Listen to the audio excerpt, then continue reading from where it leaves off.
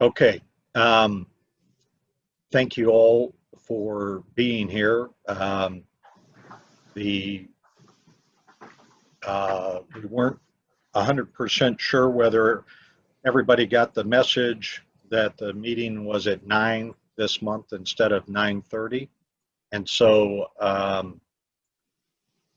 little bit of a uncertain start there, but I think we're good to go. We have to begin things today. Tim, if you can pull up the agenda. The, we've got 4 topics. We wanted to give you guys about 45 minutes for each topic. The first topic is a presentation from OSA on understanding plan demographics. And ever since the strategic planning last meeting, there's been a lot of interest from board members understanding or asking questions about how the fact that LEF2 now is a much more mature plan than it was, say, when the board started 15 years ago. Are there new risks emerging? Are there new factors that the board should be considering with respect to actuarial principles that apply more to mature plans than they do to immature plans? And then with all the stuff in the news about Seattle demographics and that kind of stuff that you talked about at your last meeting, that I think was another example of trying to understand how the demographics of the plan do or do not create risks. And so with that, we'll turn it over to Mitch from OSA, and he'll walk us through his presentation. All right. Good morning, Mr. Chair, members of the board. For the record, this is Mitch DeCamp with the Office of the State Actuary. And I actually will be joined by Lisa today, so this will not be a solo show. But I think we have a very interesting presentation for you on demographics and risk measures. And I think Steve set it up nicely. This is a pretty timely topic. You know, there's been a lot of things in the news that may impact demographics, and then we've been telling you about demographics changing and the plan maturing. So this is just a chance today for us to really show you what we mean by the plan maturing and then how that impacts some of the risk measures.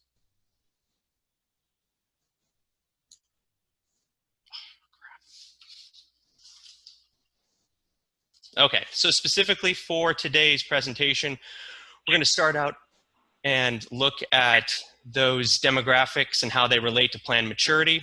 Then we'll look at some unique risks of a mature plan. Then we'll go into what we OSA do to monitor both demographics and risk. And then we'll finish up with some management strategies for the board. Now, this is an informational only presentation, and I do want to stress informational. As we see it right now, there is no imminent risk to the plan from demographics or maturity. Really, you know, like I said off the top, this is just a chance for us to show you how these demographics impact the assumptions we set for the plan and then the risks that we report. So we are going to, let's go back real quick.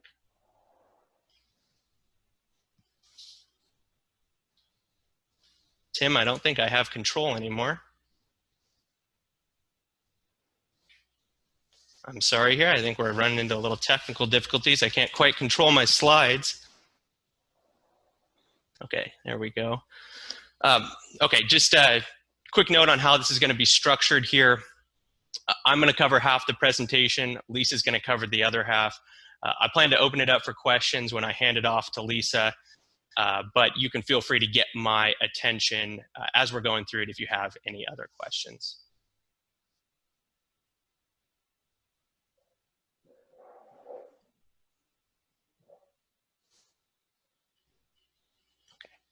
I'm sorry, I'm having difficulty advancing the slides here.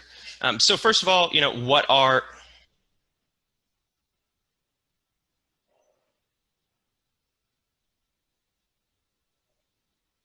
Okay. Okay. Which slide would you like, Mitch? Just the third slide, please.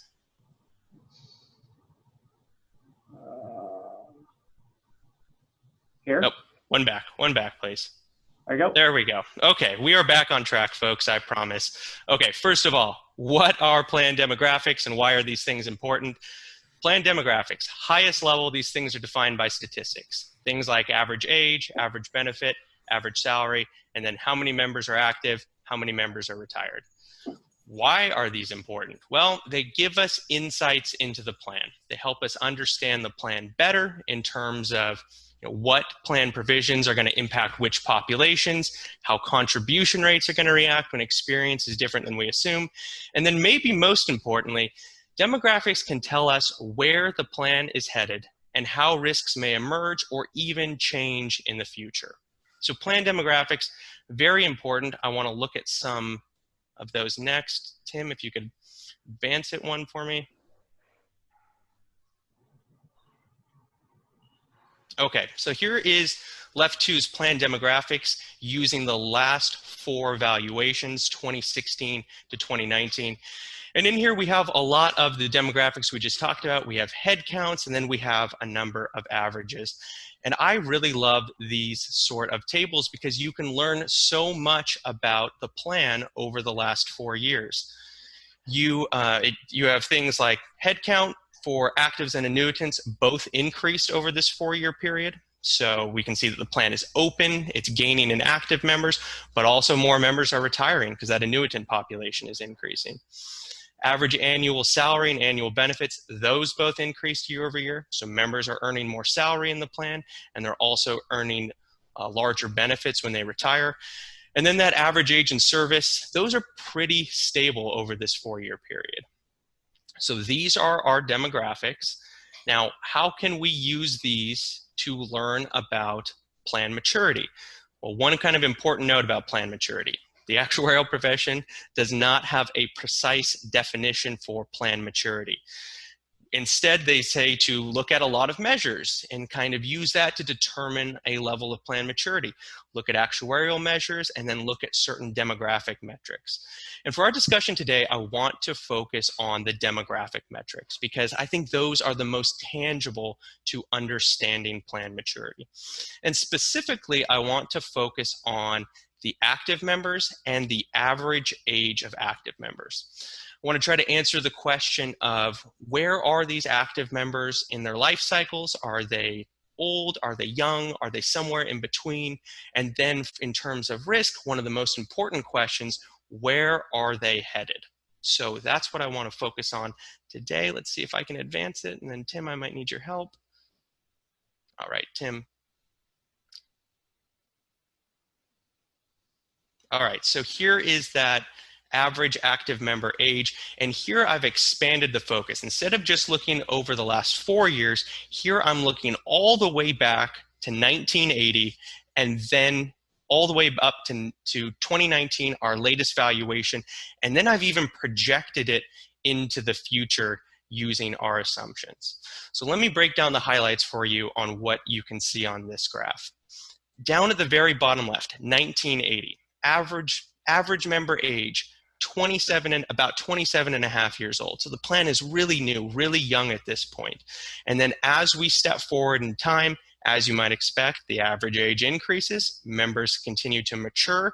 And then when we get up to 2015 through 2019, they're about 42 and a half years old. And then something kind of interesting happens there. That average age starts to plane out or stabilize.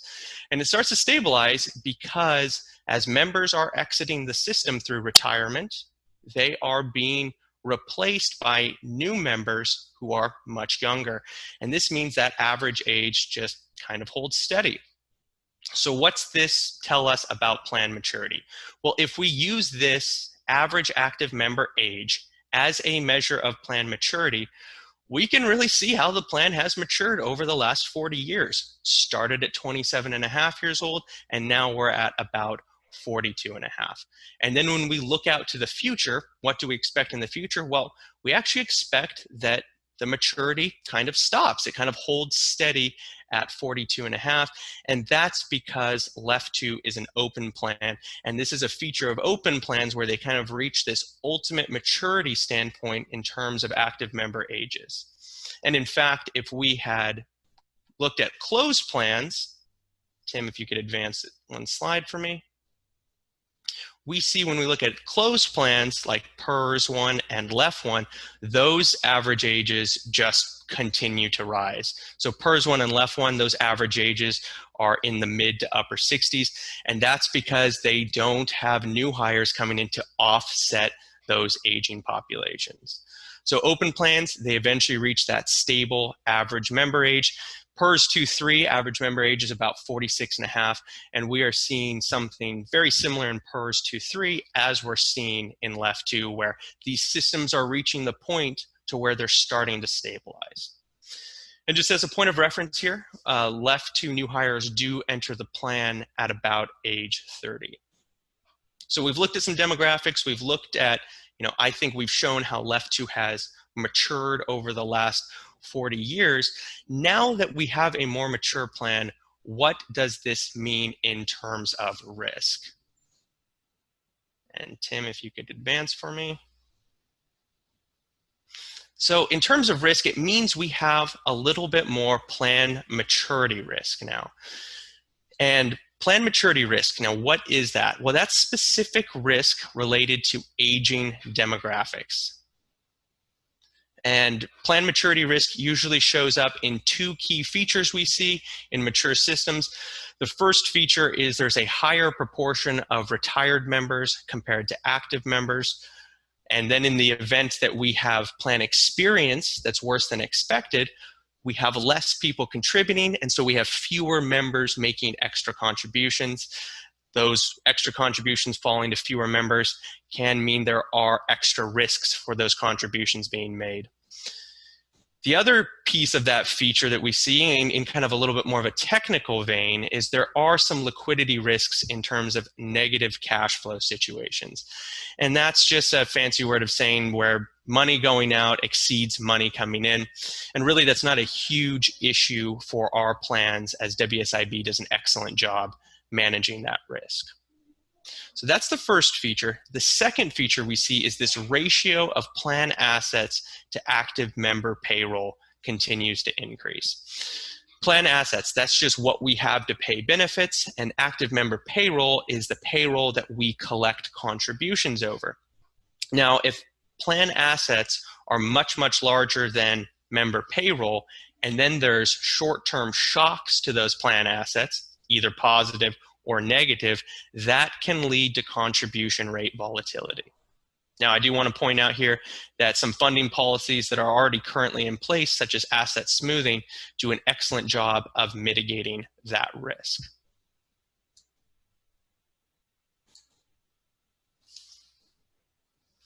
Okay, so what does this mean for LEF 2 maturity risk? Now, that was kind of maturity risk in general. But for LEF 2, an open plan like LEF 2 faces much lower maturity risk than a closed plan. As we saw, the plan matures, but then it kind of reaches this kind of stable point because those new members help slow plan maturity.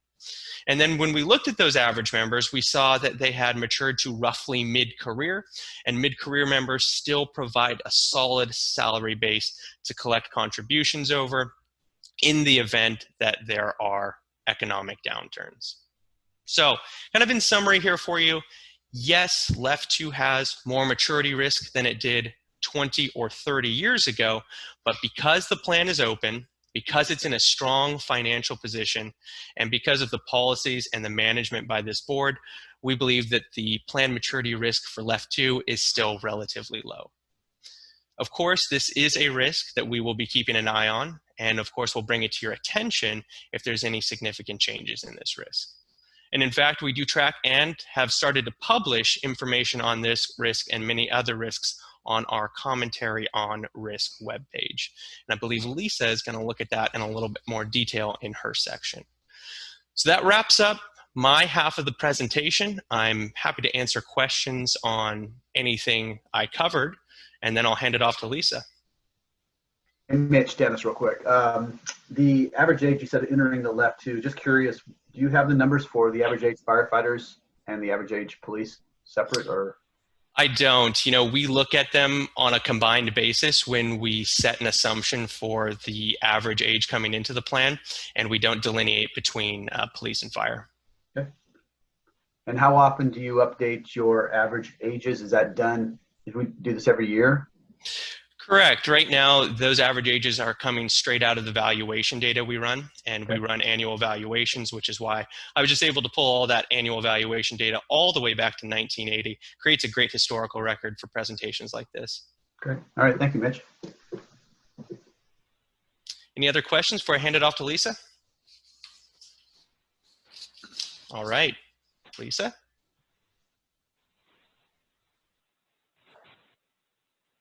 Okay, I think I have control already. Excellent. Good morning. It's nice to be here and see everybody, although I can only see a few people at the moment. Looks like they're not advancing for me. Okay, there we go. All right, so Mitch talked about plan maturity risk and a little bit about LEF2, and now I want to go into one of the demographic components that can impact plan maturity, and that's new retirements. And the reason new retirements can impact plan maturity is that you now have members moving from the active making contributions part of the plan to the retired receiving benefits part of the plan.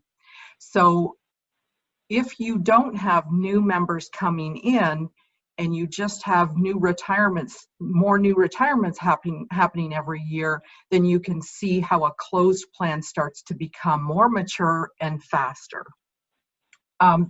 This table shows the percent of the active members as of our last valuation are eligible for retirement. And you can see that LEF and CSRS are a little higher in the mid 20% range. PERS and TERS 2-3 are a little lower, a little bit south of 20%. And these are all open plans.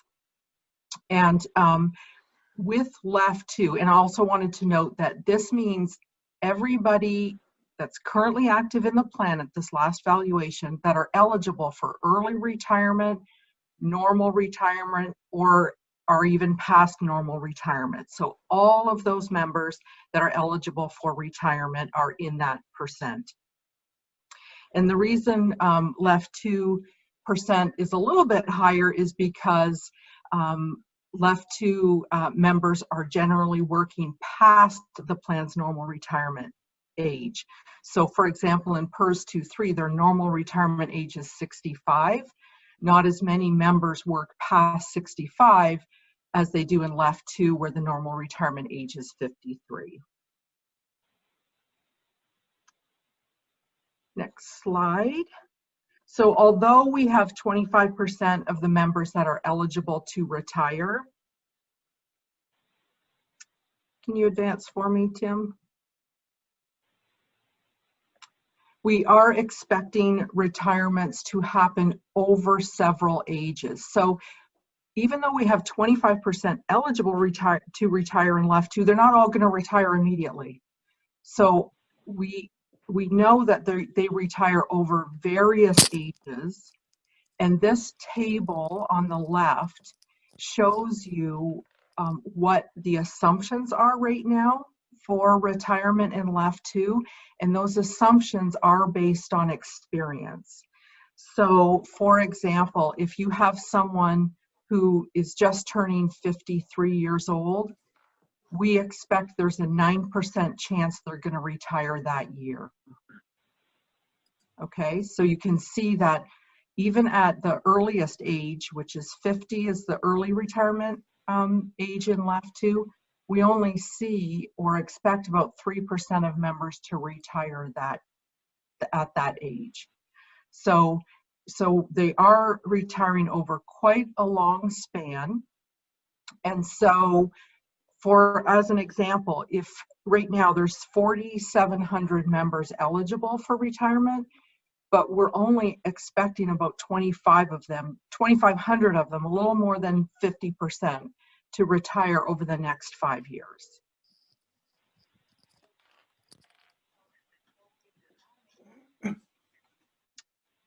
So next slide.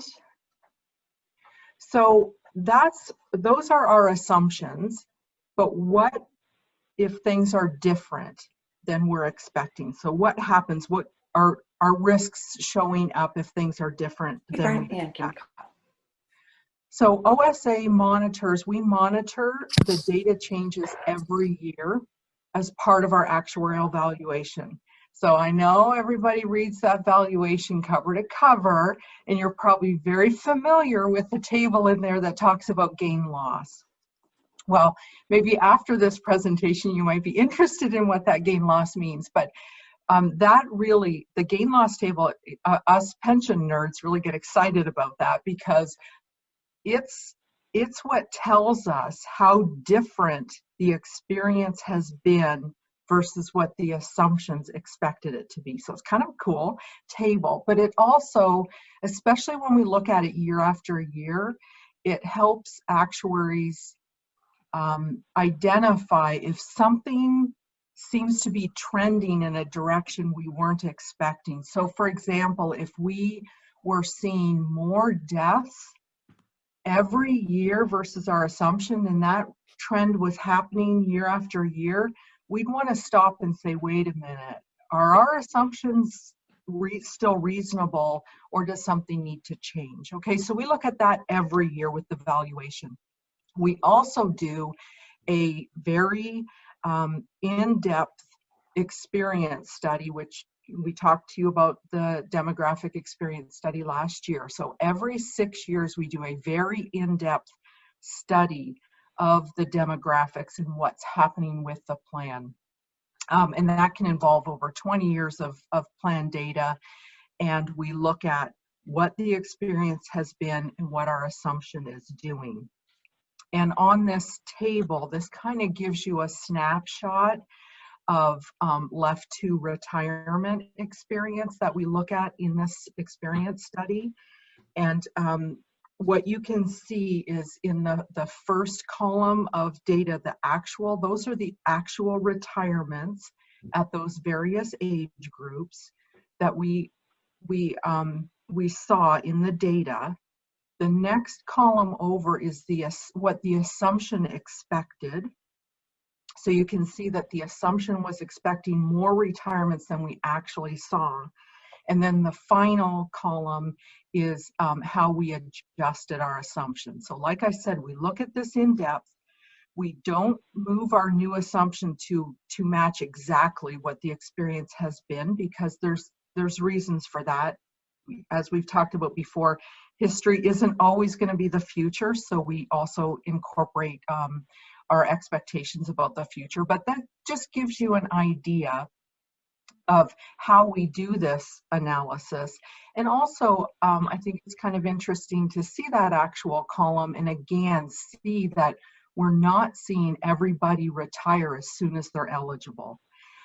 So even, you know, your normal retirement age is 53, and look how many people of that 3,700 retired after age 53. So that's really helpful to kind of get a sense for, although you've got a large population eligible for retirement, we're still not expecting them to all exit the system at once, which would be a shock. So on the next, hi, Lisa. Oh, yes. Lisa, this is Mark Johnston. How are you? I'm great, thank you. How are you? Good. I have a question. Yes. Does any of the data you collect give any idea about why people aren't retiring when they're eligible? Unfortunately, no. We don't get, that's a great question and something that we don't collect. It's not collected by DRS, which is where we get our data. We don't have information about the why, which can make setting assumptions challenging for actuaries. So sometimes we'll see trends in the data that do tie things to, for example, maybe we'll see, I think we saw like lower retirements happening or lower terminations happening right around the Great Recession or right after, because people were fearful, right, of their money and their savings, and they had to hang on to their jobs. So sometimes we can tie behavior to things that are happening in the economy, but besides that, no, we don't get reasoning. So a quick follow-up then. Do you know of other systems that do perhaps surveys to ask members why, not just in this particular situation, but maybe in other situations, why their behavior isn't lined up technically with the structure of the plan, in this case, the retirement age? I mean, I think it would be very interesting to know that, but I don't know how to gather that information or if it's feasible for DRS to even do that. Yeah, I'm not aware of other plans if they do that or not. But yeah, I wonder if it's something important, if I don't know if Left 2 staff have any kind of like questionnaire or something when someone's leaving employment, or if DRS could have a question on their retirement applications or paperwork to collect that data. That would be interesting. Lisa, this is Dennis. I might be able to help answer a little bit of that question. Mark, back, I want to say just over a year ago now, after the fire benefit dollars were transferred over into that account, we had the stakeholders work with the different groups, WACOPS and FOP, and I mean, everybody was involved with our groups, including the state council, and we actually put a survey out to our membership. And I'll pull the results of that up. And we had actually, the numbers weren't great as far as, the number of active members who participated back in the survey. But from a survey standpoint, they actually told us kind of what most of us would have thought. Healthcare still is a driving force why members are still working longer. That's really probably the number one reason. The other one is kind of like we talked about, the age coming in. If the average age is close to, I think I wrote down again, about 30 years old, most of the members want to work somewhere 25 to 30 years because most financial people will tell you need to retire with between 60 and 80% of your final income to be successful in your older years of life. And so we're kind of looking at those things. We still have those. I will try to find that, Mark, and I will share that report with you. I just made myself a note, and I'm looking right now on the website. But I remember those are two things off the top of my head, and I think Steve might have a few ideas too, because he was kind of aware of that report. So. Okay, thank you.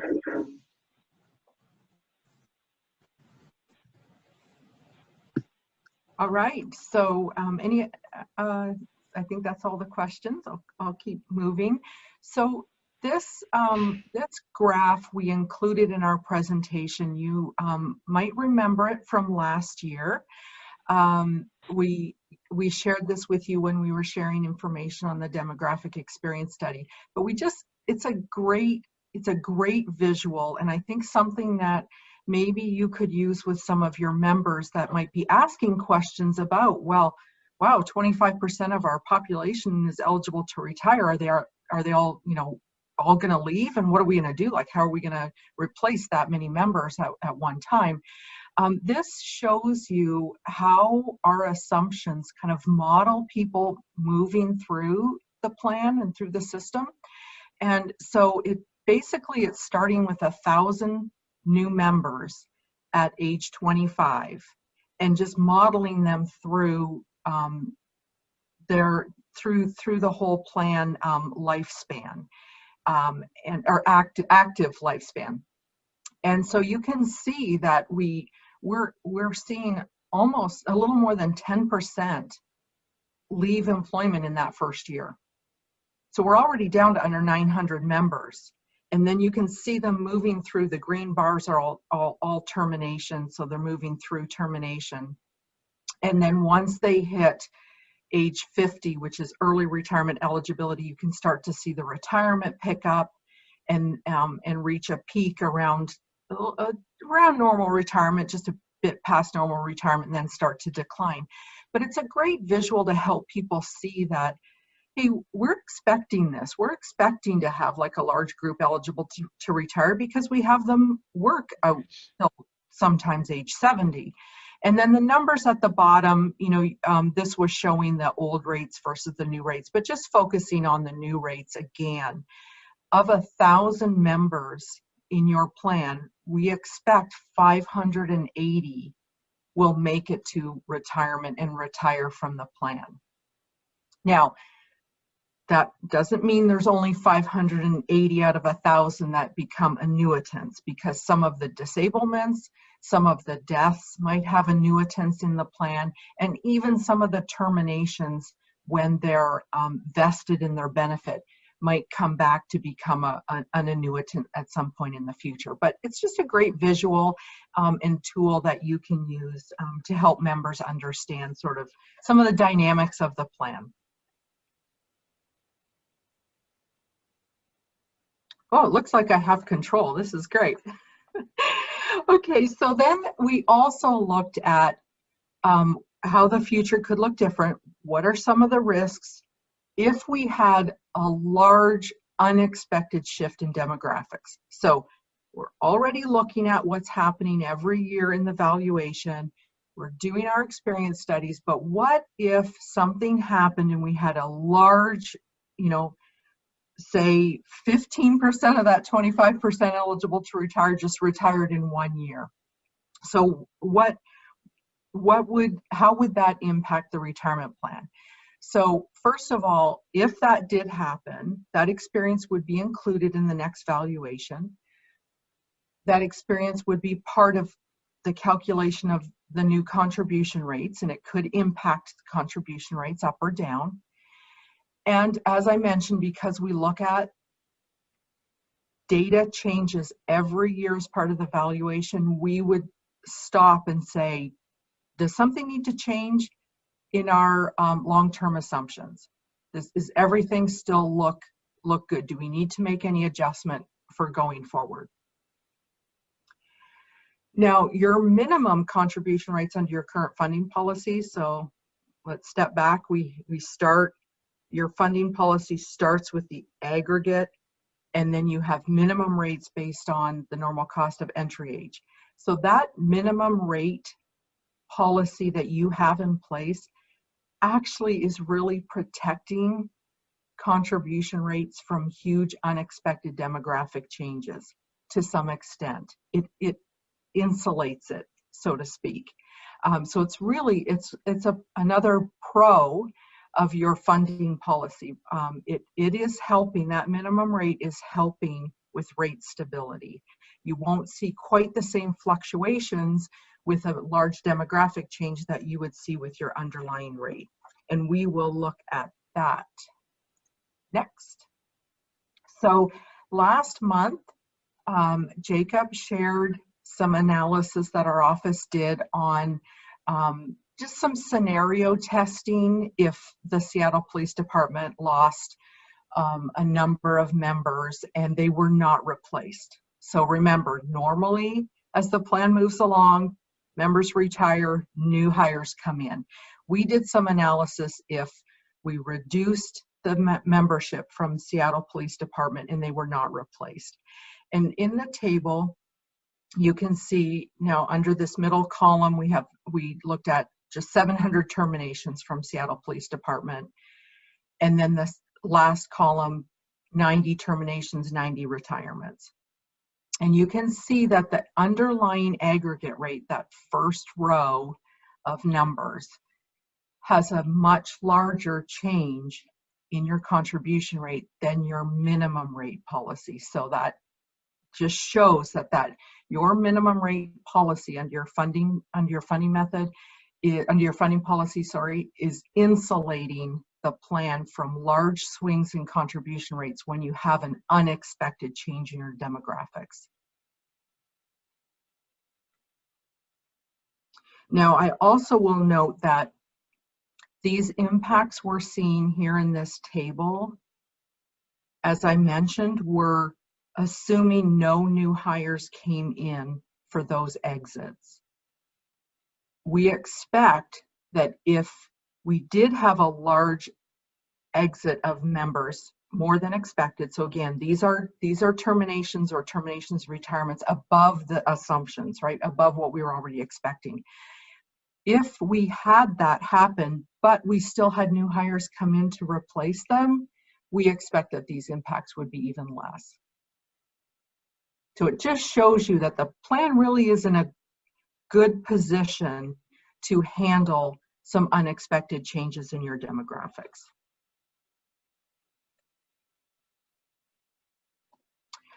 So what else is OSA doing? What else is our office doing as far as measuring and reporting risks? So we have 3 different links here for you that you can go have a look at after this meeting if you're interested.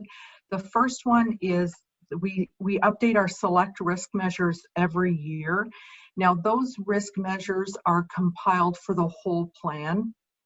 And it looks at things like pay-go risk, which means what's the risk that the plans run out of money? And once a plan runs out of money, then you're paying the benefits as they come due.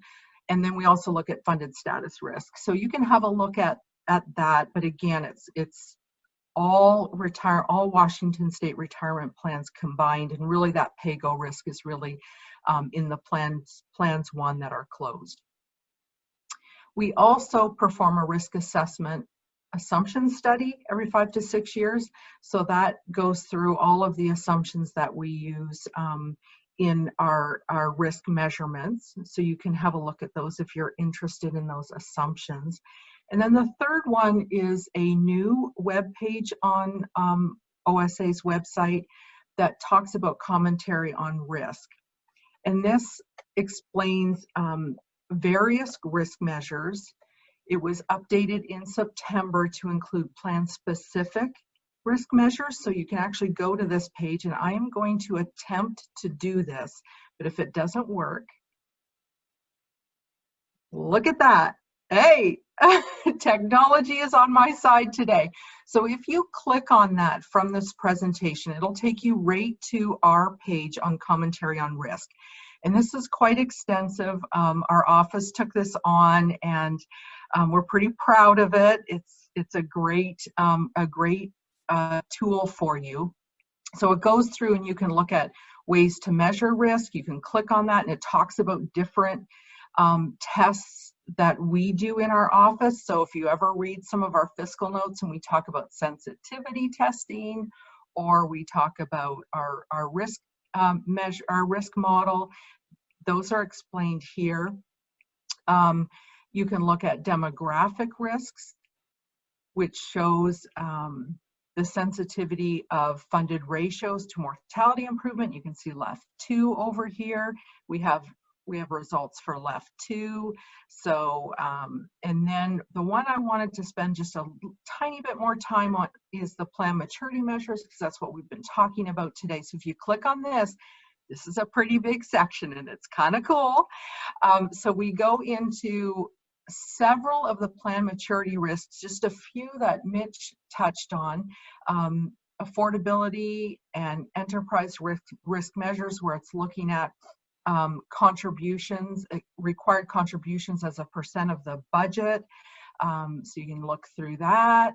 And then this is kind of fun because it also pulls it out by plan. So in 1995, the % of the general fund state budget by plan, and you can see left 2 here is 0.6% compared to PERS 1 at 1.7%. So it's kind of fun to look at this information. You can go out and look at our projected 2050 numbers.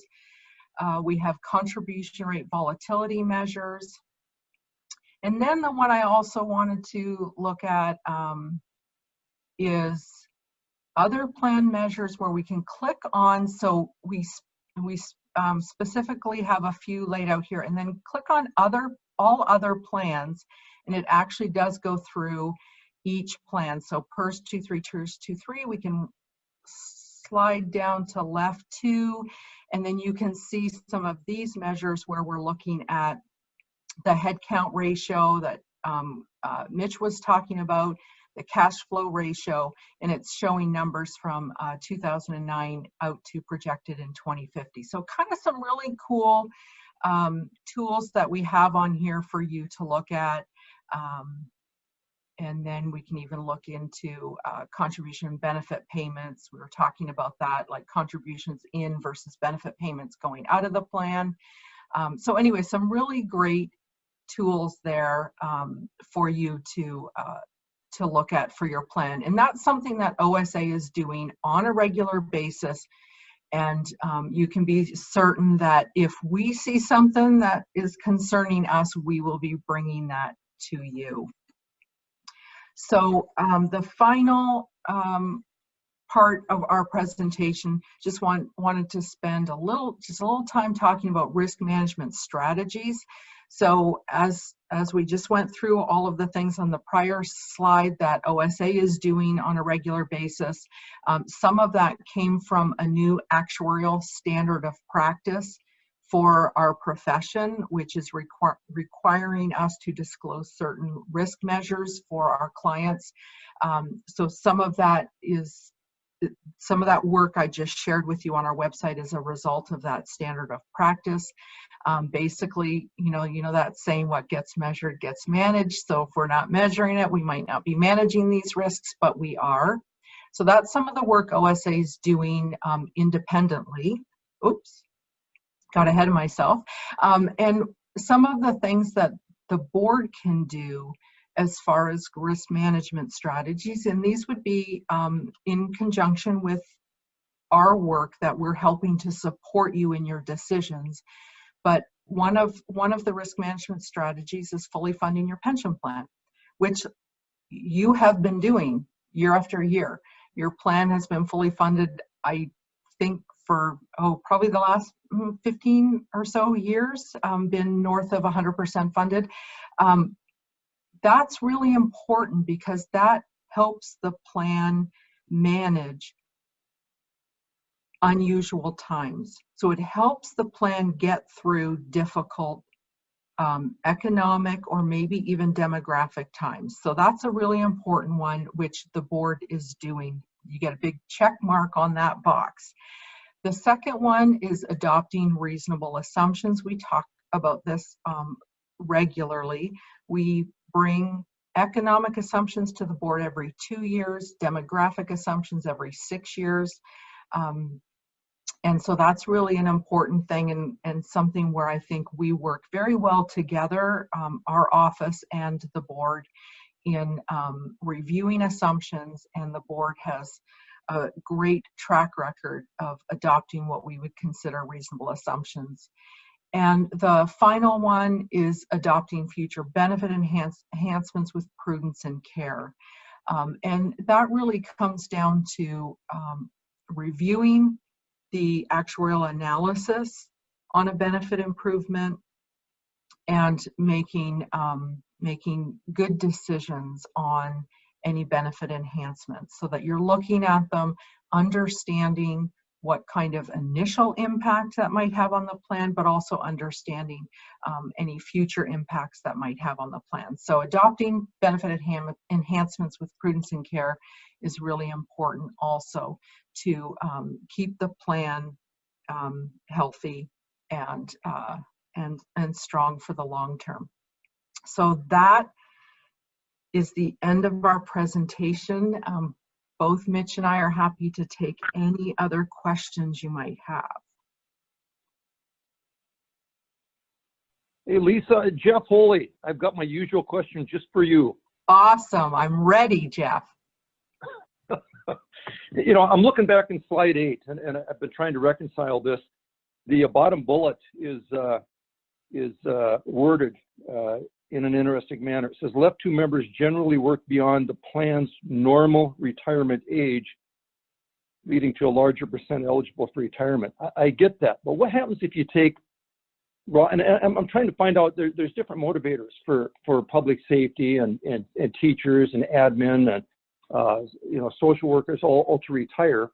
If you take the raw data and you just superpose that, considering that there's a 10-year difference in eligibility for retirement between, say, for example, PERS and LEF on that, just superpose the retirement data on top of each other, you know, how much of a difference is there? And the reason I'm asking is I'm anticipating that there's an a lack of access to affordable or access period to healthcare that might be a driver, this cross system out here that has nothing to do with the other motivators that people retire by. So I'm trying to get a handle on that. Can you help me?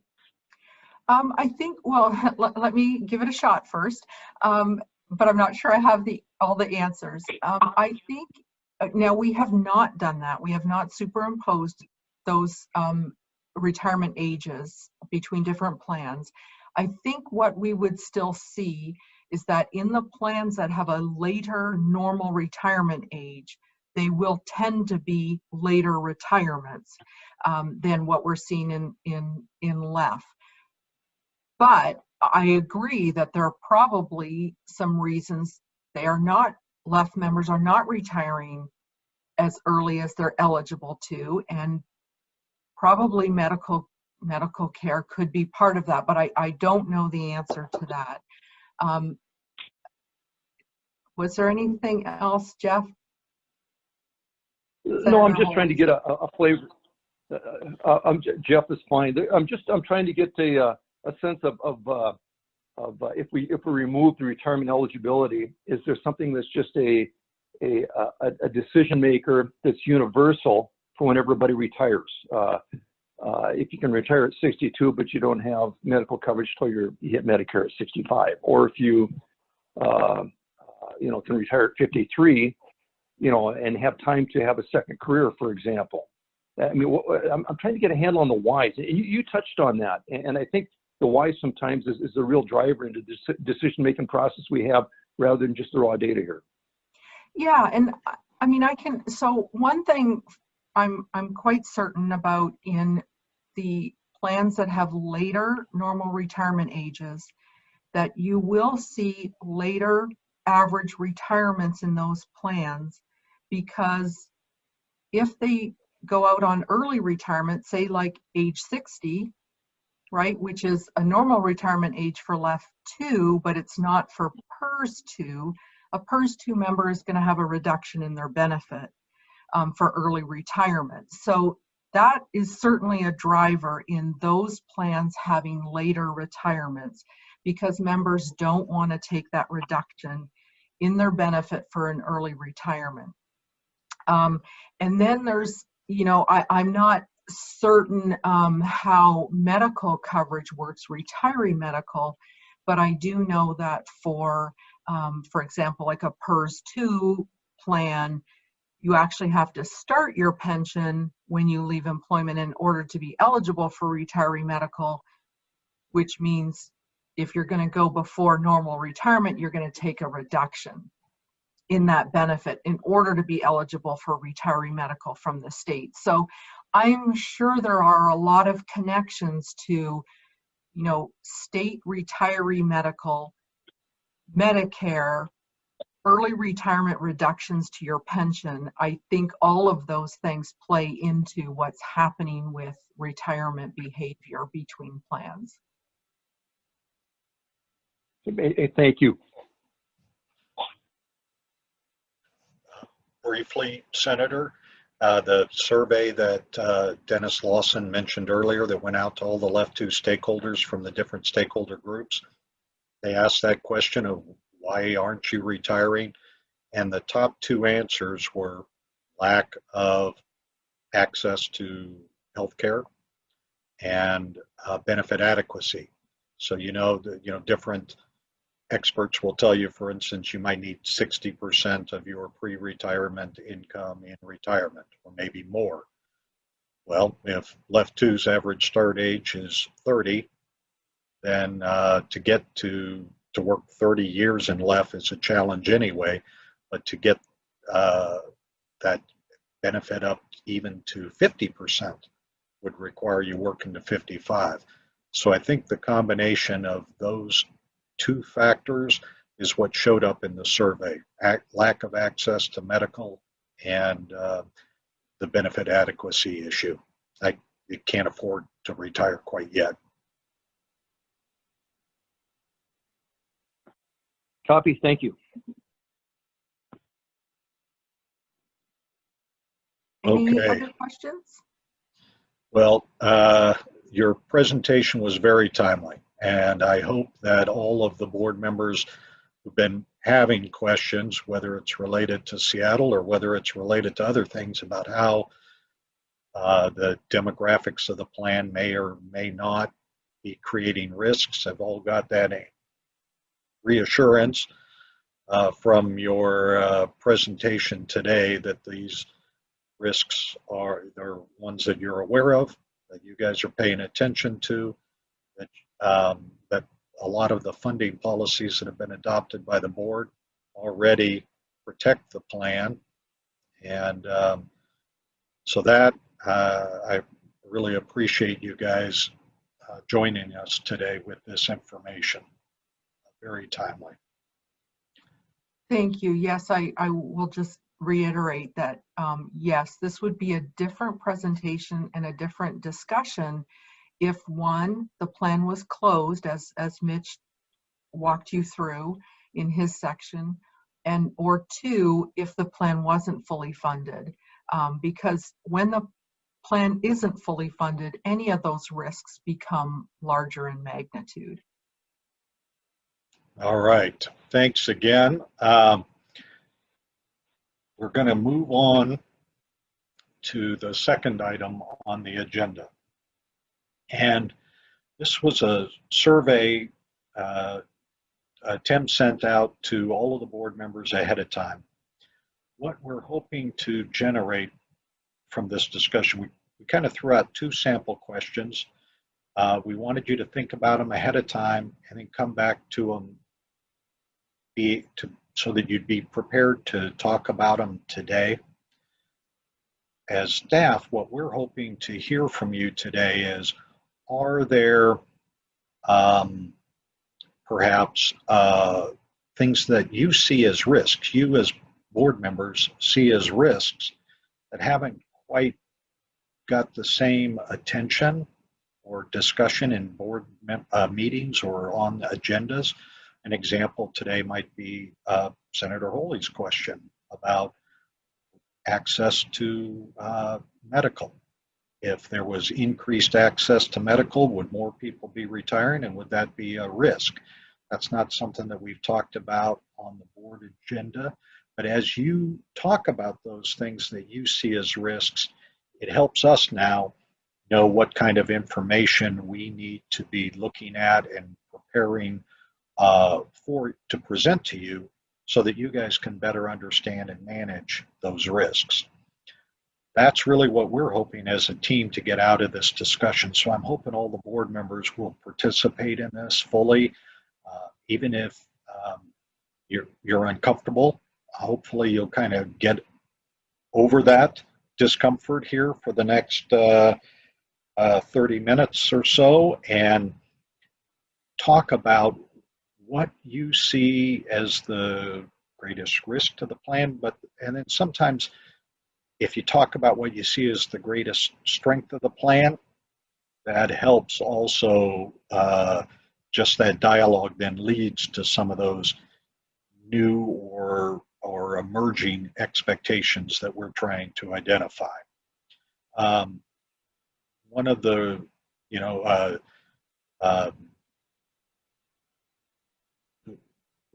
I need somebody to kind of jump in and start the discussion.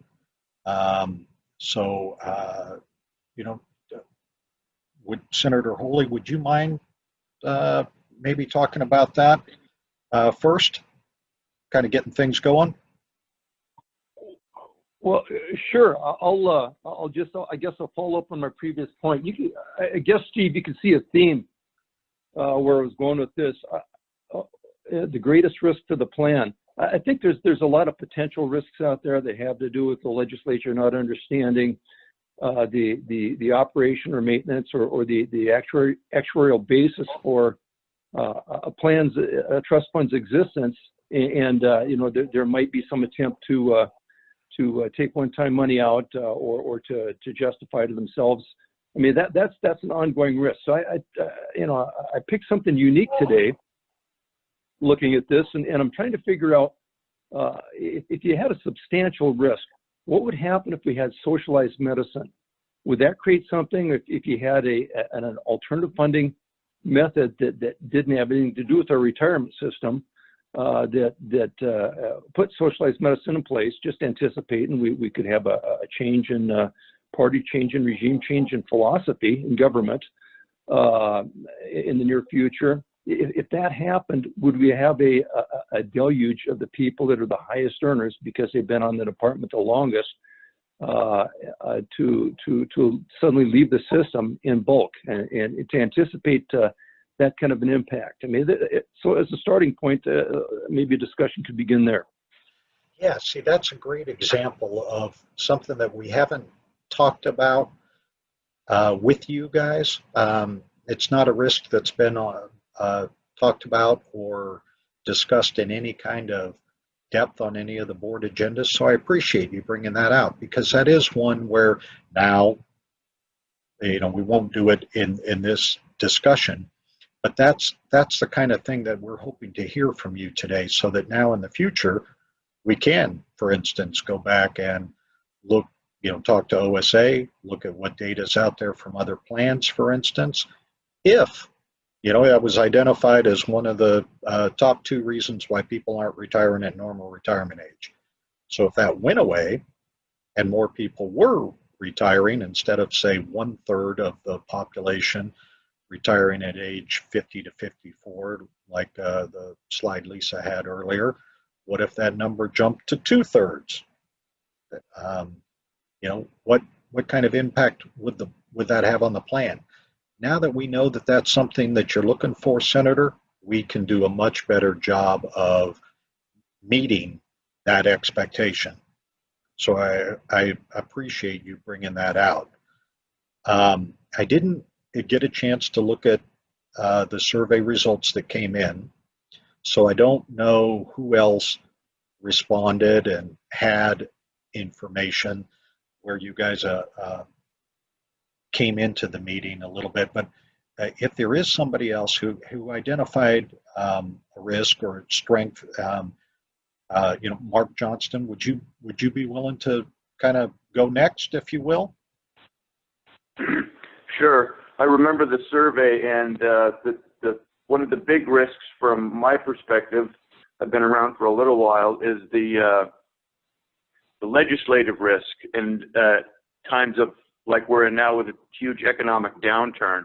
And I don't really know how the board manages this other than providing good information to legislators, because it's going to impact the budget, and it's going to have this COVID-19 stuff is going to have a huge impact on municipalities, fire districts, counties, all people who are part of the plan, who pay into the plan. And so we did pretty well in the 2008 recession, I think, but it still worries me that there is that possibility that there's going to be certain legislators who aren't sophisticated in the pension world and who see maybe short-term need to shore up the revenues for the state, and which may impact their ability to want to have those contribution rates at the rate that they are now. Yeah, that has been a risk since the beginning of the plan. I know, since the board came into existence, I should say, and you guys began adopting funding policies, there have been proposals from House, Senate, Governor, Republican, Democrat. It's come from every direction at one time or another to adjust those policies that you've adopted. With the combination of the good economy that had been on a roll for the last 10 years and the track record, your board's policies have now had 15 years of experience, and people who maybe didn't understand them 10 years ago now could see how well they've worked and how helpful that's been. It was a little bit hidden, but in one of Lisa's slides earlier, she showed that the percentage of the general fund state budget that goes into left to contributions is 0.3%. And in the year 2050, it's projected to be 0.3%. So that kind of certainty and planning in the future for long-term budget planners that is something that they can appreciate and you can talk to them. So for instance, in the past, when we were having, discussions with, the House Budget Chair, for instance, and we could talk about that certainty and the value of that certainty. And it is, how that risk gets managed is almost different every session, Mark. It depends kind of on where it's coming from. And sometimes it can be handled with education, and sometimes it gets handled other ways. But this session in particular, because of the budget challenges, it is probably more likely to emerge. So I appreciate you bringing that up. I know it's been on the mind of a lot of the stakeholder groups. So I can say people are prepared to talk with legislators if that becomes, if contribution rates do come into play. I don't want to put anybody on the spot beyond, that I've already done with Senator Holy and Mark. Is there somebody else who'd like to talk a little bit about the risks that they see, biggest risks that they see for the plan?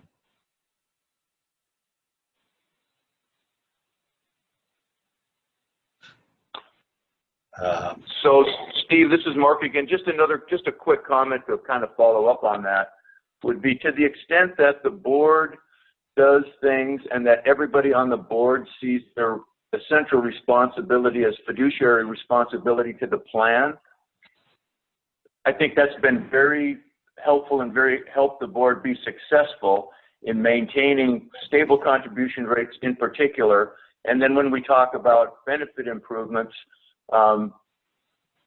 the vast majority of the votes on the board have been very, they haven't been close, right? It hasn't been 6-5. It's been almost always unanimous or very close to unanimous. And I think to the extent that the staff continues to give the board really good information, and then we all look at what we do as a function of our fiduciary responsibility to the plan, while we still represent different stakeholder groups, I think that's been very helpful. And I think that's one of the biggest strengths of the board, is that the education that we get and the understanding that what we really do has an impact, a positive impact for the employers, for the state, and for the stakeholder groups, the members, has been very helpful and very successful. So I guess it's a flip. It's not so much a risk, but that sort of communication has been very helpful to limit the risk that we have. Yeah, I would agree, Mark. Historically, we've had, for instance, the employer reps that have been appointed to the board very often, like the city and county reps now, have budget responsibilities for their employers. They understand budgeting. They understand what the board is trying to do with respect to contributions, and they see sort of the pros and cons of it, as opposed to seeing pension funding as a short-term annual budget or biennial budget issue. That I think has helped the discussion and the overall education of those issues over time. You guys have had some very high-powered board members. You've had legislators that have been able to take what you've done as a board to their caucuses and explain it clearly and get support that way. There have been different times, for instance, where a caucus, for instance, overrode their budget chair's desire. That's pretty rare on a lot of issues, but the fact that it would happen on a pension funding issue, that is I think a testament to the good job you guys have done educating legislators about the policies and how the employers understand the policies. The employers have been advocates for stable funding as well. And between the members and the employers, that's 80% of the contributions to the plan, which is another powerful, driver when you're having those discussions. Let's see, is there somebody who'd want to talk about a risk maybe that hasn't already come up?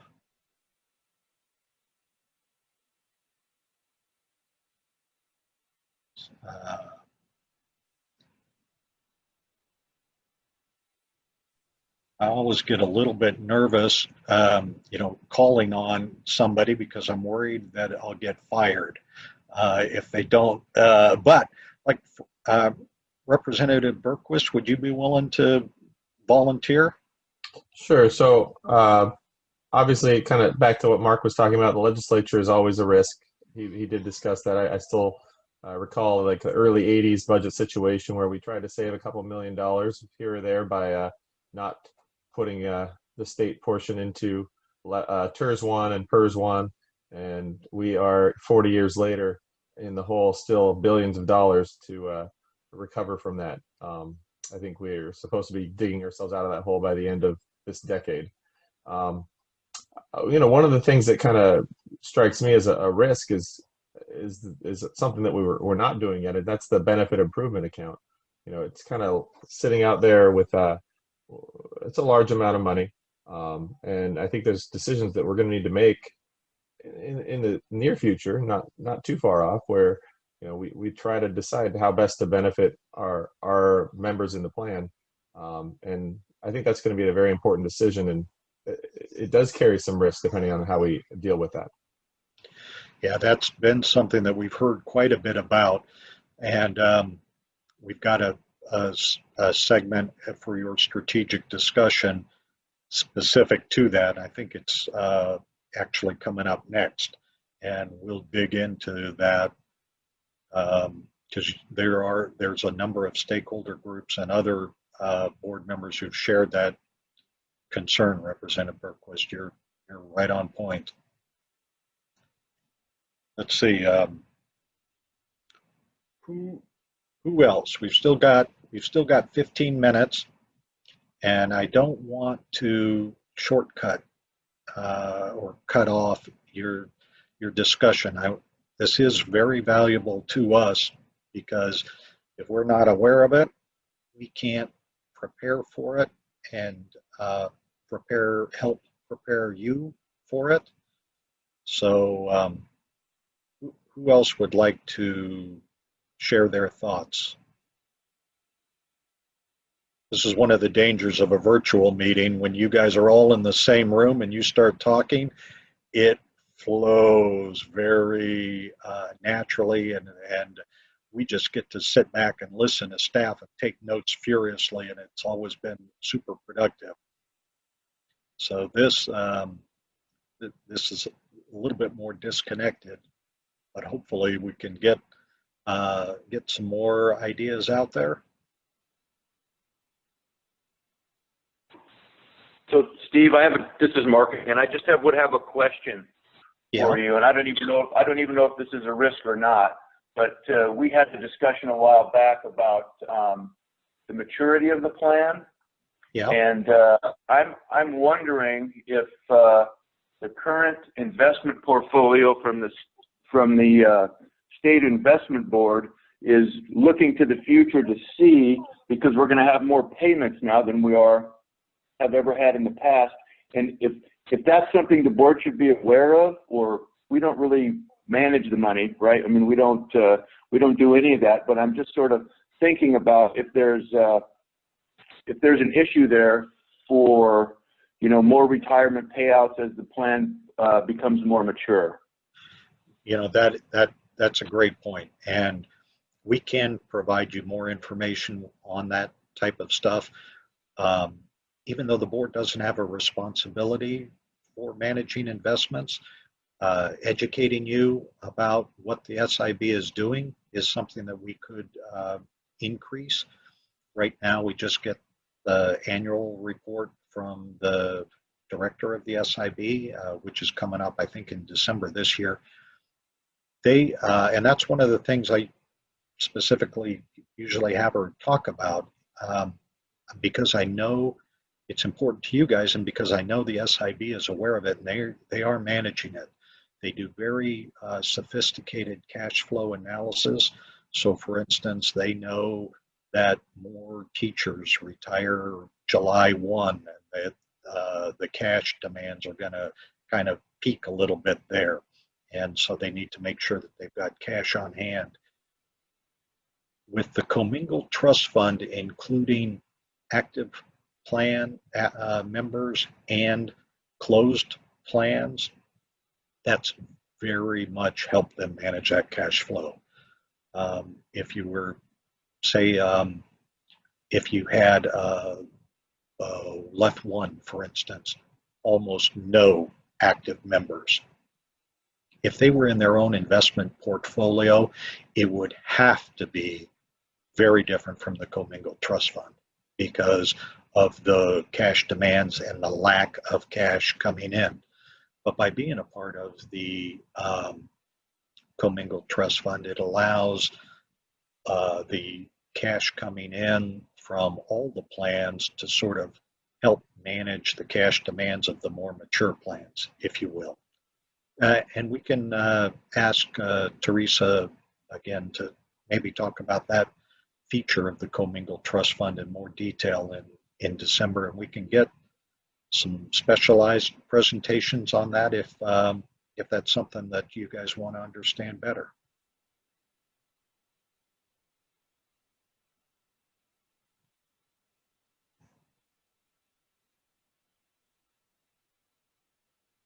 Let's see. So, any other risks maybe that haven't come up yet in the discussion that somebody just wanted to kind of throw out there? I think we've got time for at least one more.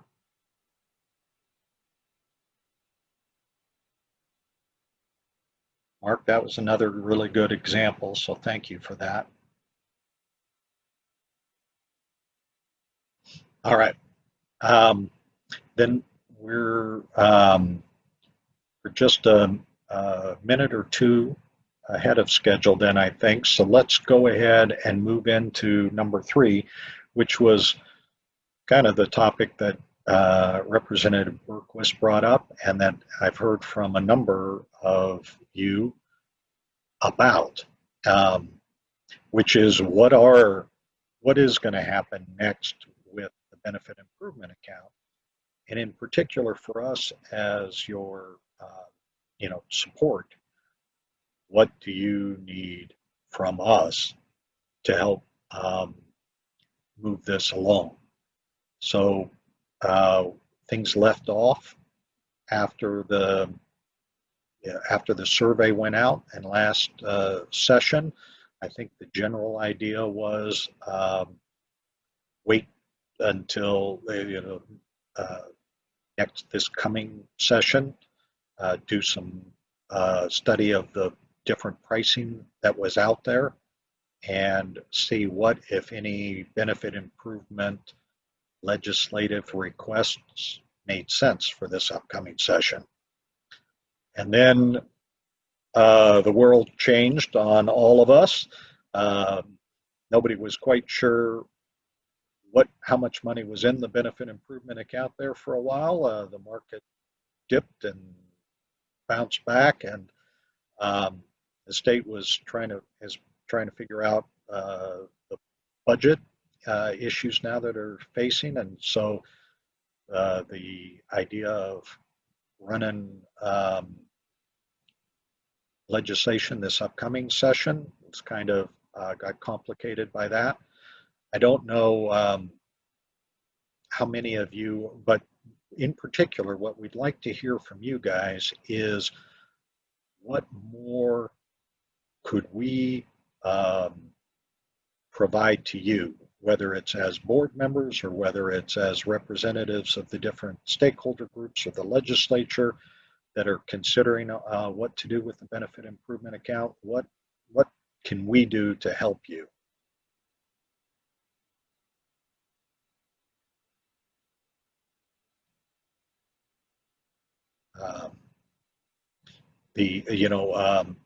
for instance, I know the State Council of Firefighters has been very involved in this. Is there something, Dennis, um, that we could be doing to help educate you as board members that would also maybe help you guys in or the status of your discussions? I don't know where things stand, if the different stakeholder groups have had a chance to meet and talk about the benefit improvement account with everything else that's been going on, or where things stand. We have talked about gathering together again, start moving this thing forward. As you described, when the world kind of changed, everything kind of got put on hold, and we haven't done a whole lot. I think Mark mentioned in a previous slide about one of the risks, and part of the risk that I see is the education part of the lack of understanding or knowledge on what is really taking place on the pension system, and that continues into this area for our membership. There is an expectation that we're going to do something, and that we're going to do something rather soon. I believe most of us have been very consistent with our messaging, is that, by the presentations, that most of the things that we talk about are costly. There's going to be the need of more money put into this program, and how do we get those dollars put in there? I think as we continue to move forward, the education, the information we put out to our membership is that this isn't really about, the short game of golf. This is about the long play of 18 holes, where we've got really an end result where we want to finish this round, and we want to do it well, and we're going to have to take our time. And I don't see this happening necessarily right away. I don't see it happening probably in the next couple of years. I think we continue to develop what we want to do as a strategy, and what we want to pursue or what we want to address. But getting a plan and having the dollars there is going to be the difficult part. And I think with our representatives online with us today, and some of the things that we're going to be, talking about through the legislative process coming up, we're part of a team, and Mark said that as well, is that our strength has been the knowledge of our group, understanding that we're not bullies. We're not going to go in there and say we're going to do something and disrupt this whole system, because it's really about how this thing is sustainable, and the benefit improvement account is part of that package. We have to look at this thing as we move forward, and we have to continue to educate our members, probably doing better at that, just because we live in a day of social media, and if it's not out for 30 seconds, they move on to another subject. So we'll have to find a ways to connect with them.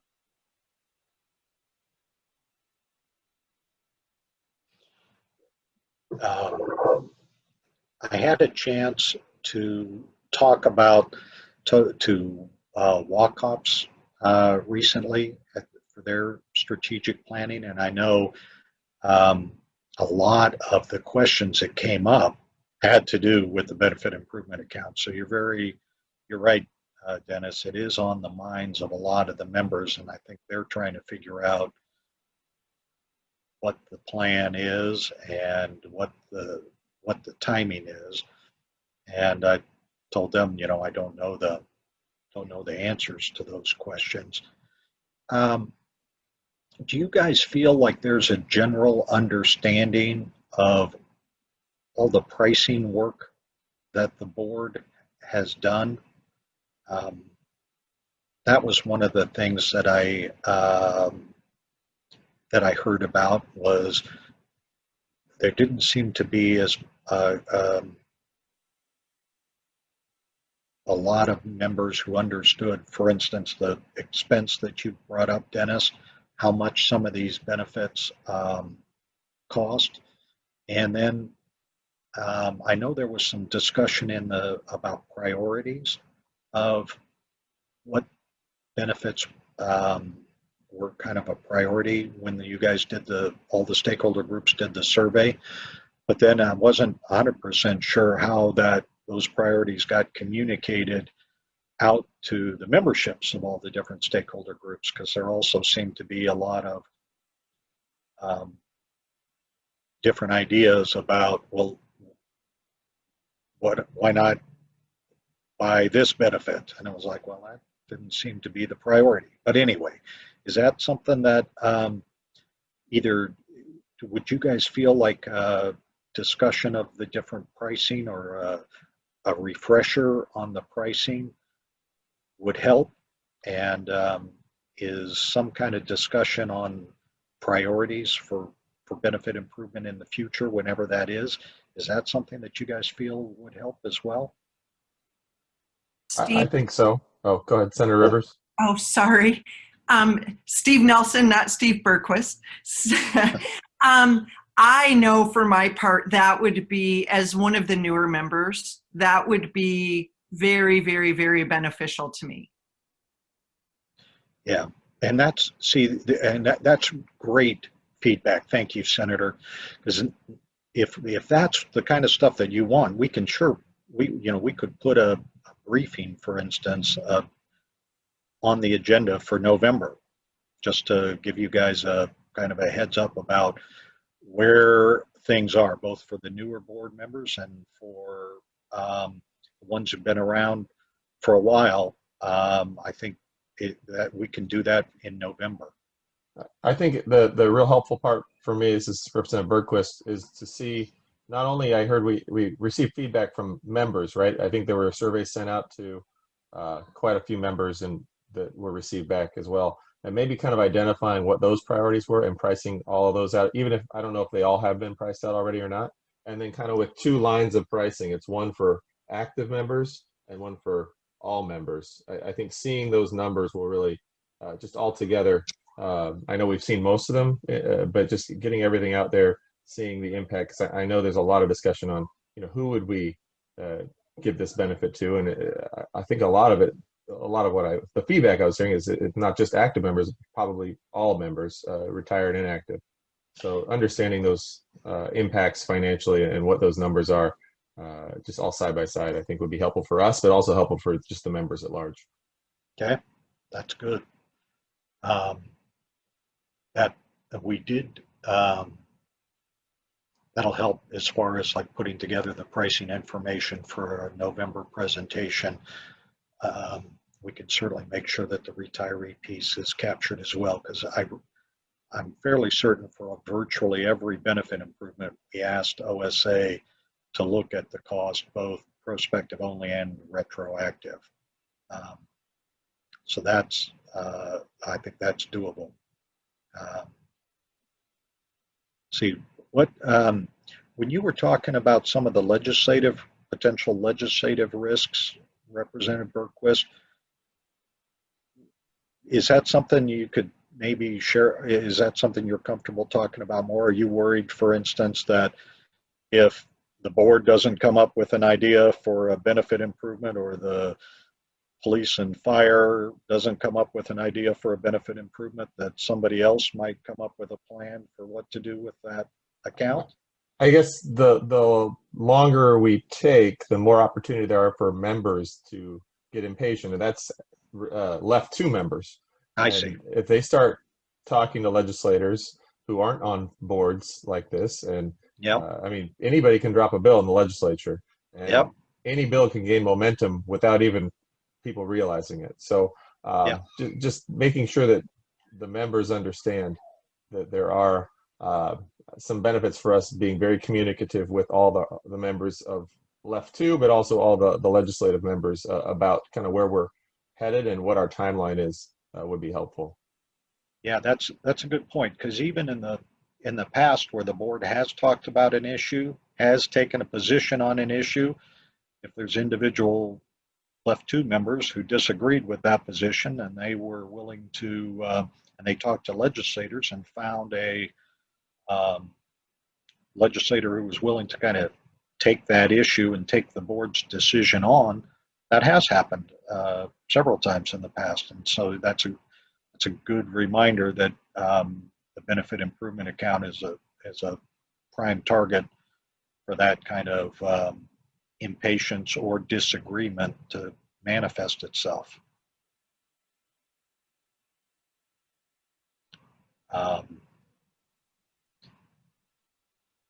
It's,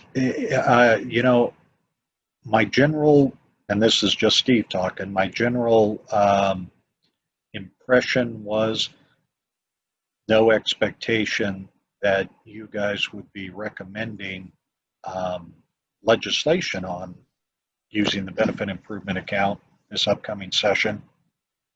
And so there hasn't been any bills along those lines or on the interim work plan, for instance. We talked about that at the beginning of the interim. But I guess I want to loop back and make sure that nothing's changed on that point. Are you guys, especially, I'm guessing now in the middle of a recession, maybe more of the financial concerns that you guys were talking about even before COVID. But is that still correct? You're not anticipating, or there's not a pressure for the board to come up with some kind of proposal for January? Hi, Steve. This is Mark again. Absolutely not. I mean, I think the thing that we ought to be thinking about, as Representative Berquist talked about, was potentially having a plan for something in the future, and how do we protect that money and wait until the economy improves, until it's reasonable to start thinking about some pension improvement. So that's my perspective.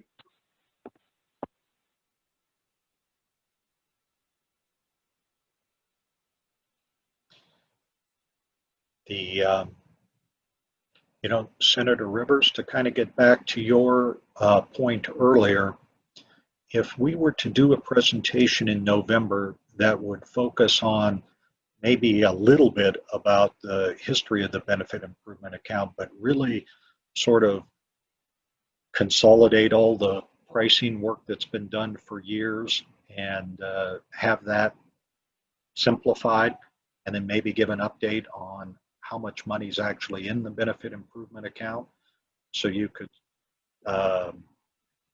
start seeing the connection between the two.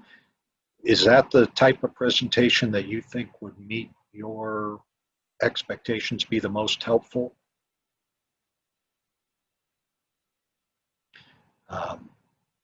Because if that sounds reasonable to you guys, that is the type of presentation that I think we could put together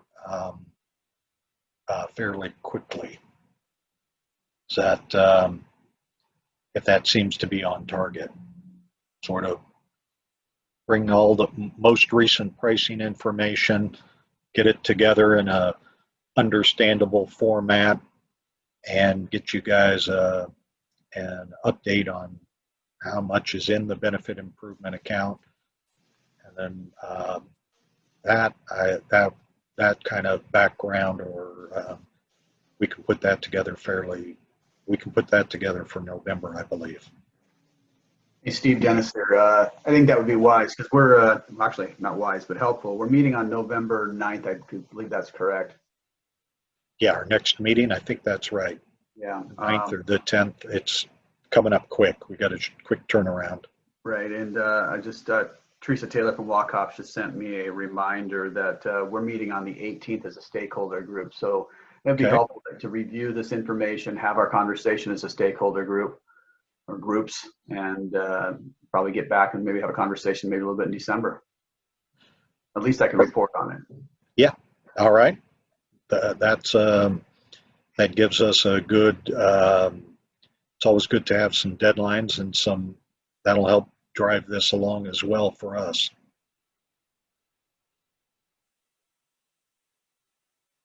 All right. Then that is what I'm hearing sort of as next steps. We will get you guys a presentation. I haven't had a chance to talk to my team about November, but I will, that's the plan. We'll plan on doing it in November. We'll do a refresher on all the pricing work that's gone on, kind of bring all of that together, simplify it, consolidate it. We'll have an update on how much is in the benefit improvement account, and then we'll get some more feedback from you guys on what you see as next steps for the board and next steps for us supporting you as board members. Let's see. If we're a little bit now ahead of schedule. Before we move on, though, is there anybody else that wanted to talk about the BIA or the Benefit Improvement Account? What we might be able to do to help you guys with respect to that? Any other ideas?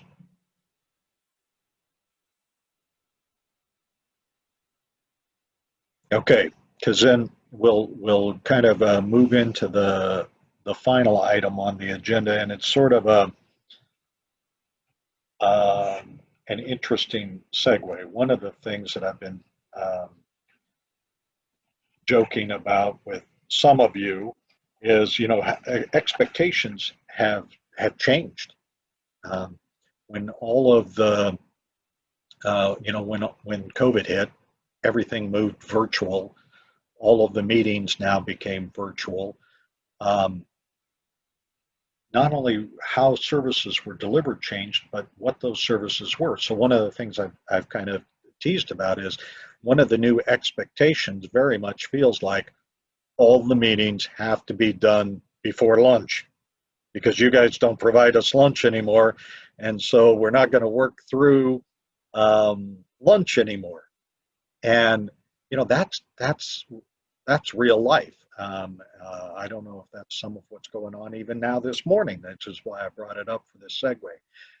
But that's some of the stuff that we're trying to hear, because to the extent that we hear about it, then maybe we can do something about it. So for instance, when lunch was brought up to me, and it was brought up almost jokingly, but it's also very real. So that's like, well, I wonder, even though you're not here and we don't have somebody coming in and, having lunch ready for you, if we were to schedule a meeting through lunch and have a lunch break, could we still give you guys a per diem and you guys could have lunch, delivered? You could have Subway bring a sandwich right over to your front door, or, I don't know. But that's one of the things that we're actually looking into now as a possibility. Now, it may be that you guys have decided, no.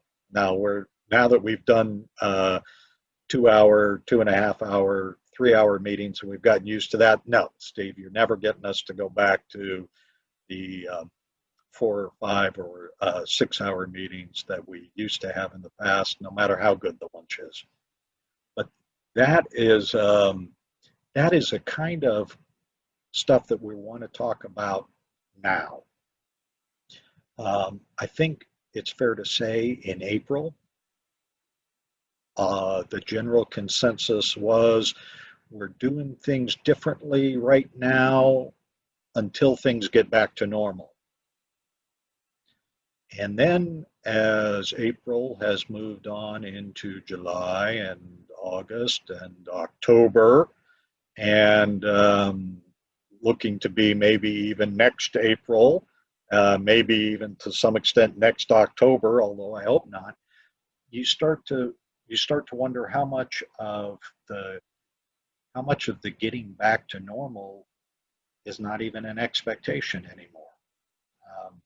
I know that we've had board members, for instance, travel from Vancouver, travel from Spokane, travel from the Tri-Cities, travel from up north on the coast, to sunny Sequim in the past to get to meetings.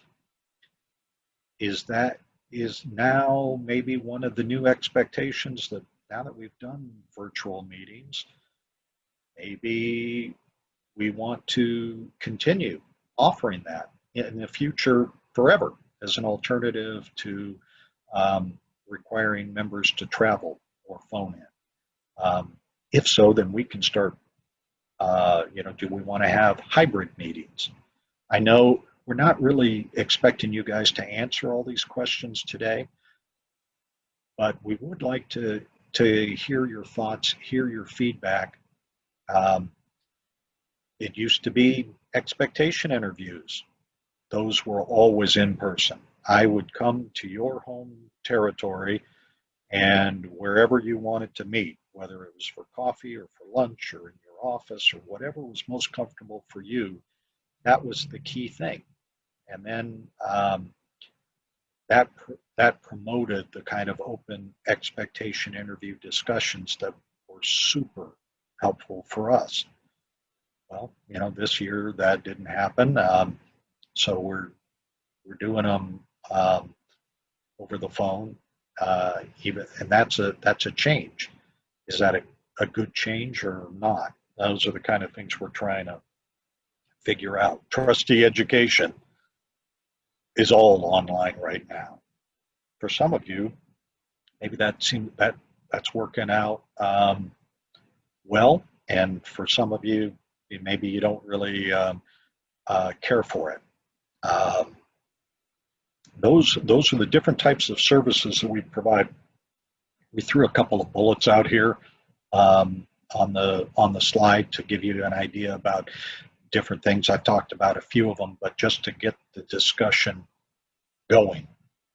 So on any of these ideas or bullets that are out there, we'd like to hear your thoughts. And if there's other bullets maybe that aren't on there, we'd particularly like to hear about those. So I'll throw that out now to get your thoughts. Dennis, this is Pat. Steve, so let me get this straight. I'm not getting lunch today? No, but we'll be done.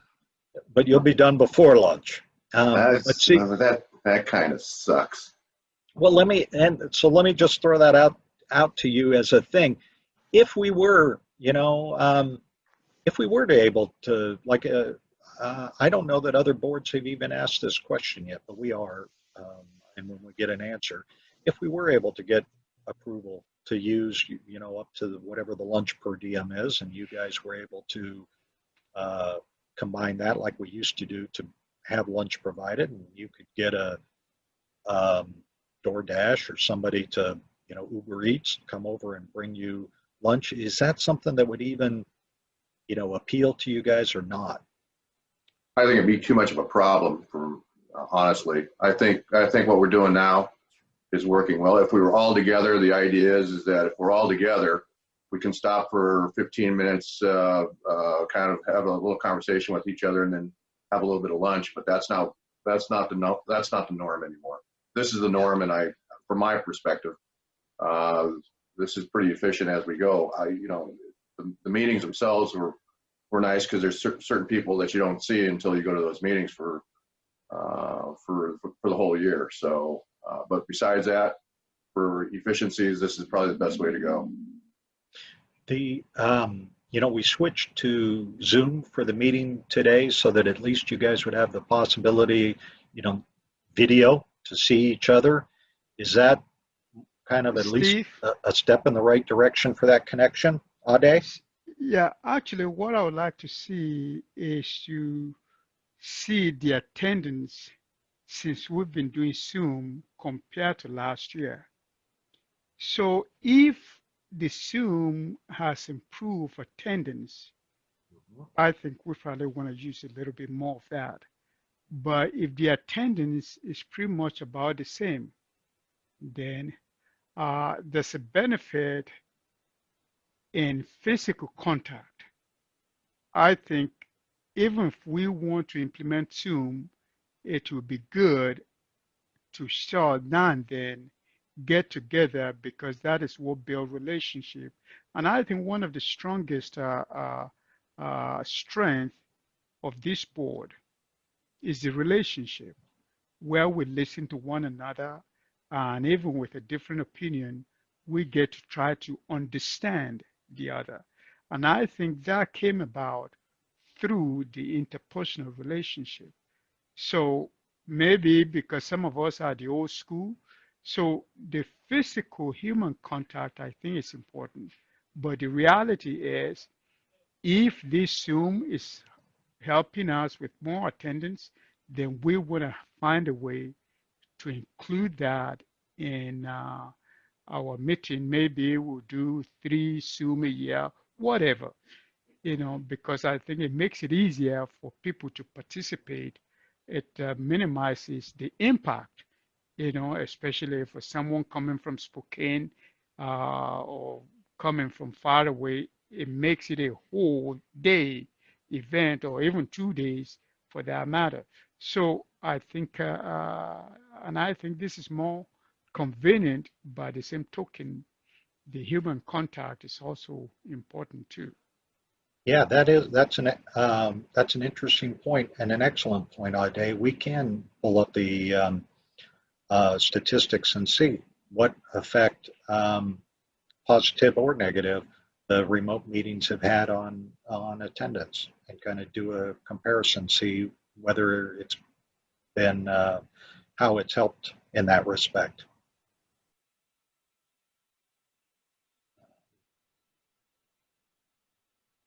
I know just from my own personal experience, I can tell you anecdotally, we haven't had any issues about quorums, worrying about not having a quorum this year. I really appreciate your all of your diligence in that respect.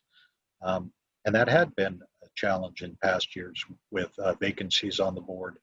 That occasionally there was a concern or challenge about whether we'd have a quorum and you guys would be able to take care of your business. So that's been very different this year.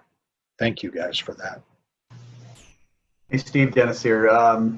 The board meetings, I mean, my thought, it works what we're doing right now, but the reality is it's controlled really at a higher level than us as far as our ability to meet in person and gather. So yeah, it kind of addresses one of the issues. The education piece, though, I know a few of us had plans to attend a couple conferences that were canceled. Yeah. And I think you mentioned, or somebody just mentioned a second ago, about some educational opportunities. If they're out there, maybe we can broadcast those a little bit better, maybe encourage that participation, because I know a lot of us are taking care of work type stuff, sitting at home doing this kind of thing. So we can do those as well. If they're out there, maybe be helpful. Because I do think, and I agree with Ade, is that our interaction is important, but also one of our strengths is that we have taken the time to educate ourselves. So when we have interaction with each other, we're coming from a position that we have some knowledge, and I don't want that to go by the wayside. And so I know there's programs out there that we can continue to participate in. I'd like to see those available. Yeah, we can share all the info with you guys. I know, for instance, the International Foundation of Employee Benefits Plans, they were planning, their conference was scheduled for November, and they're still having sessions remotely, so it's going to be very different, but there'll be still some educational opportunities there. And then a lot of the educational providers like the foundation or NCPERS are trying to figure out what the heck they're going to do next year. There's still so much uncertainty regarding when large gatherings like that will be able to happen or happen effectively. And everybody, they're waiting to the last minute, unfortunately, a lot of times to make the call on some of those decisions, but we will keep you up to date. I know like Jessica's in charge of our trustee education program. She is all over that. So at the very least, if you have a question about what educational opportunities are out there, you can shoot her an email or call, and she'd be able to give you the kind of the most up-to-date info about which providers have what available right now. A lot of these educational providers are putting online content out there, and one of the advantages is then it can kind of stay out there for a while. So you may, for instance, if Tuesday, November 17th or whatever was the scheduled date and it doesn't work for your calendar, well, if that was the conference date and you couldn't be in that city on that date, you missed it. Now that's not quite as limiting as it has been. A lot of the education providers are doing the exact same thing that you guys are doing right now, reevaluating how their service delivery is maybe changing forever, as opposed to just changing for the short term as a result of everything that's going on.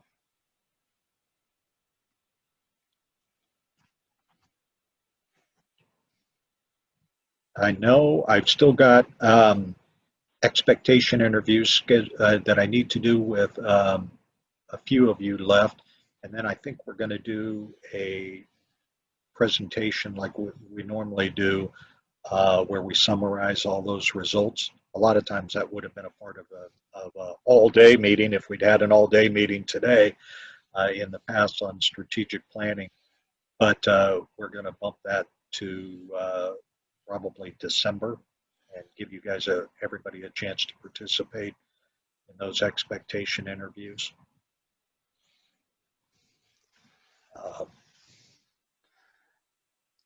I know Steve? outreach. Yeah.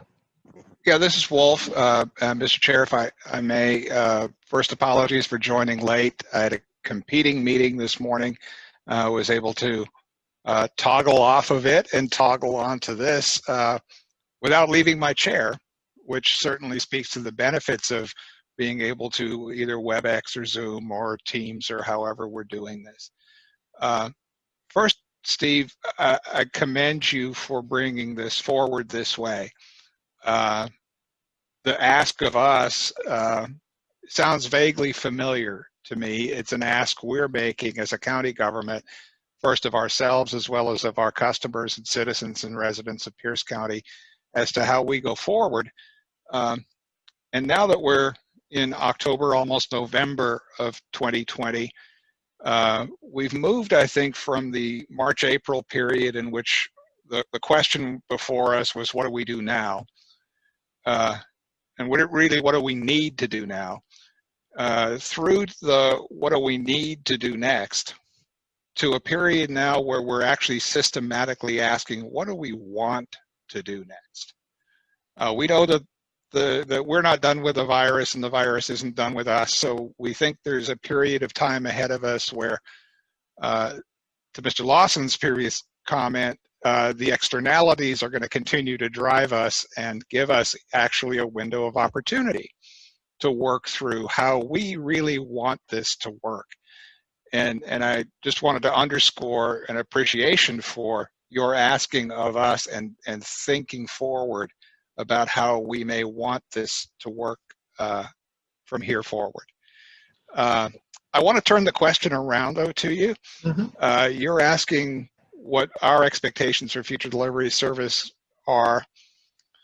I want to make sure we're asking you how your efforts and staff efforts to deliver the service to us and to the public who joins with this meeting are affecting you. And are you finding stability going forward? And do you need things from us as a board to help bolster that going forward, so that you can more easily and successfully and more seamlessly provide the service? There is an awful lot that goes into this. And it's a big head shift, but it's a big technological shift, and as well as a servicing meeting shift. And I'll especially foreshadow the idea of doing hybrid. Well, I'm kind of a either in or you're out kind of guy. You hybridization in a specific meeting is going to triple the workload for staff to staff the hybridized meeting, as compared to hybridizing between meetings, where one meeting might be entirely online, another meeting might be entirely in person. So again, just a few observations as we're encountering them. And again, a thank you for bringing this forward, putting it in front of us, but know that you're not alone. We all are really hitting the what do we want to do next stage of our planning, and taking advantage of the added time. I'll squeeze lemonade out of anything, but taking advantage of the time that we're getting from not having fully dealt with the virus yet and still needing to work remotely to firm up where we really want to be. Yeah, when you restated what I said, Wolf, you stated it much more eloquently than I did. So I'm going to steal that as far as moving from what do we do now to what do we do next to what do we want to do. You hit on it. That is the way this is developed. And I really appreciate you turning that question back on me in terms of what can you guys do to help me help you? There are some things. The expectation interviews is one. The frank discussions that I've had with those of you where we've already had our expectation interviews, those of you who've been doing them in the past for years, you know how valuable those things are. If you tell me what it is that you want, it exponentially increases the likelihood of me being able to give you what you want, which then makes you happy and then makes us as a team satisfied because we're meeting your expectations. So especially for those of you where you haven't, where we haven't had those discussions yet, please work with Jesse to get those scheduled. Those are a big help. One other thing that I'll say, you as a board have been extraordinarily patient with us as, like everybody, we handle moving through the new technology, different technology. We're still experimenting on trying to find improved ways of delivering things. And so, for instance, using Zoom this month. I know I want to tell you that I recognize and I appreciate your patience. I also want to tell you that I fully understand that, the honeymoon only lasts so long. At some point in time, it's harder to become patient with technological challenges. This was our first Zoom meeting, and we had a little bit of a hiccup at the beginning. But we are, I just want you guys to understand that we're constantly evaluating these different platforms, how they work for us in terms of the team and what it requires, and how they work for providing accessibility to you guys. We really wanted to, WebEx was a very powerful program, but it also, for a lot of things, seemed to be, overdeveloped, if that's fair. And we were hoping that Zoom is a platform that all Americans, whether it's just talking to your family or work, are becoming more familiar with. We are working, Wolf, on things like, originally I told you back when we were talking about our plan for moving forward, so say sometime last year, maybe December, one of our goals was, as part of the agency move, we weren't going to be able to rely on SIB's technology staff, so we were going to be shifting to the state. They've got a small agency tech support group to kind of do that for us in our next location. And that's one of the things we reached out to them is, can you guys support us in board meetings? Can you kind of do the behind the scenes stuff to make these board meetings happen? Whether the platform is WebEx or Zoom or whatever. And, we found out, no, So to some extent, we're going to have to continue to rely on people wearing a lot of different hats. Today, Tim and Tammy are working behind the scenes to manage the challenges with slides moving forward, for instance, or with board members getting connected to the meeting. I know I've testified a couple of times before the select committee, and for them, LegTech, they handle that piece and handle it well so that it doesn't fall on OSA staff. I appreciate your patience, and I just want to let you know that we don't take it for granted. We are working to improve the delivery of these board meetings to you and to the public. Another thing I guess I could say that would help from you guys is we'll probably have more topics like this on the agenda in the future. There'll be more opportunities. This is sort of like the first touch, if you will. Maybe the expectation interviews was the first touch for some of you, and then this is the second. But it is you are our primary customers. And so just like any business, we need to talk to our primary customers and find out what it is that they want. And then if we want to be successful, we need to give you what you want. And we very much want to be successful. We want to help you do the jobs that you guys need to do. You've done an extraordinary job managing the plan.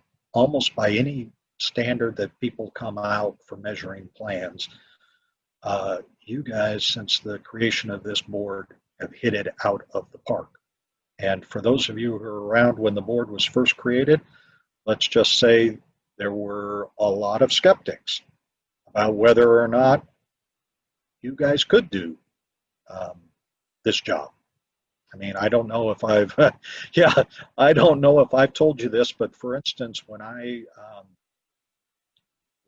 first took the director job, I was told, Steve, that is a terrible move for you to make.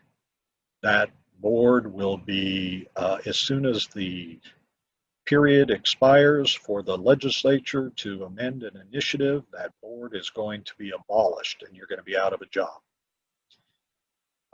You guys have proven the skeptics that some of the fears didn't materialize. Some of the benefits materialized, even benefits maybe that none of you considered. When I go around to other states and I see how police officers and firefighters coordinate, or more often fail to coordinate, and I see how you guys do it here in Washington, I think part of that is you have to. Every month you have to sit down together at the same table, and you have to talk about issues, and you have to talk about them with the employers, and you have to talk about them with the legislature. Everybody is in the same room talking about the same issues, and it's led to a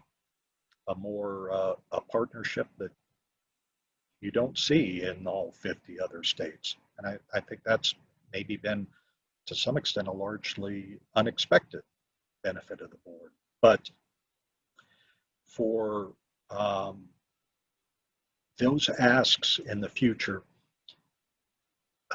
really give some thought. And I tell you this a number of times, there's nothing that you can ask for that's unreasonable. If you ask for something that we can't do, I'll just tell you that. We'll work through it. I've had, some, you guys are human beings. I remember one of the examples that I use is I had a board member one time who said, Steve, I'd really like to have my favorite coffee creamer at all of the board meetings. I was like, yeah, you guys are traveling, coming all this way. We actually have a budget for, refreshments for the board meetings, we can meet that expectation and make sure that you don't have to sit through the board meeting with some kind of unsatisfactory coffee creamer. That was a very kind of human small. And then the other ones tend to be, we need to know more about the benefit improvement account. So they can go from very big, very broad policy expectations to very real, narrow human expectations. And those, they're all fair game. I don't know whether it was the coffee creamer or not, but we got good scores from that board member after switching to his favorite coffee creamer. Maybe having that made him, more alert and more involved in the board meetings from then on. Who knows? But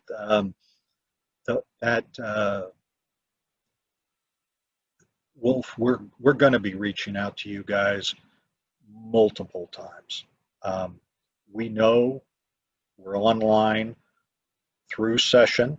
That's always been the board practice. We don't have meetings during session. I've already told my staff to plan on remote telework being available through the end of the school year, just so that those of us who have families with kids learning at home right now don't have to worry about changing, suddenly having to go back to the office or something during the middle of the school year. And then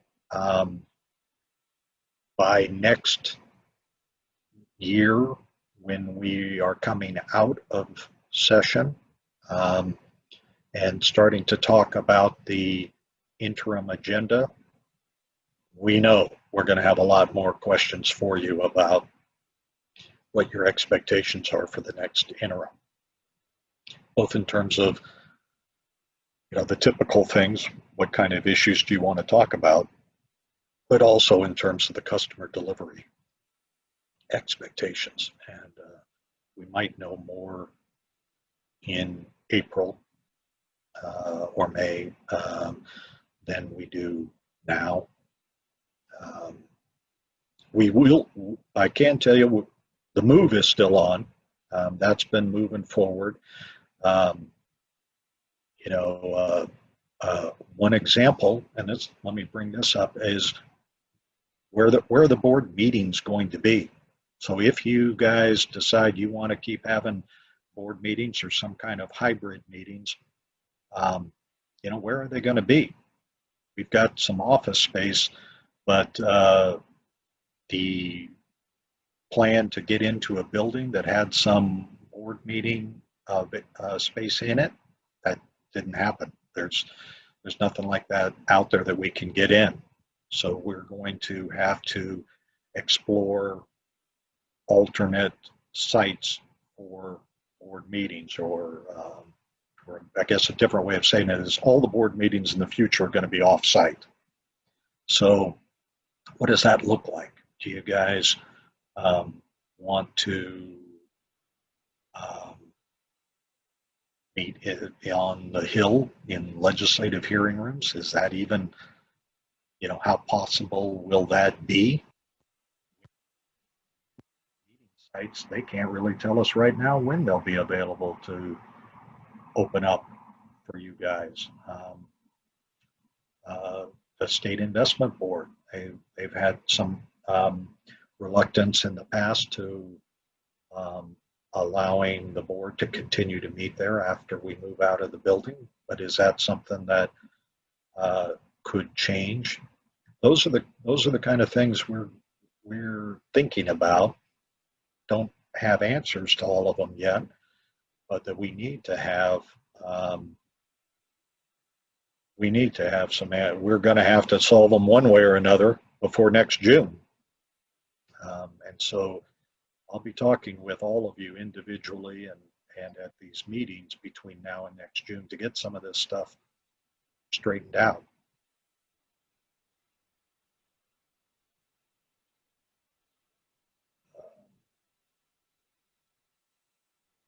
Let's see, one of the topics we haven't really touched on is outreach. We've we come to, we go to a lot of the different stakeholder group events, whether it's WACOPS or State Council of Fire. I know Ade's been hoping to get us more involved with Association of Cities, where even if it's just setting up a table and answering questions, but also potentially being available to do a presentation and answer questions. How do you guys see that staying the same or perhaps changing? I know all of you have had to deal with your own governance changes. Do you see the role, our role in assisting you in those types of efforts changing? Is there some things that we could be doing better? Steve, I think that, as an example, Craig Soucy from our State Council Executive Board is hosting a retirement seminar. And what has happened in the past is it seems like some of our outreach programs are, maybe have been, more limited or more, structured for a single entity. With this platform, they're anticipating a couple hundred people to be online virtually. And so it's going to reach more people by kind of what we're doing here now. The education, we're looking at our 2021 State Council Educational Seminar, doing something, but it's going to be probably in something like this. You're going to have a shared screen, you're going to have information, you're going to have presenters, and you're going to have people hopefully have the ability to ask questions.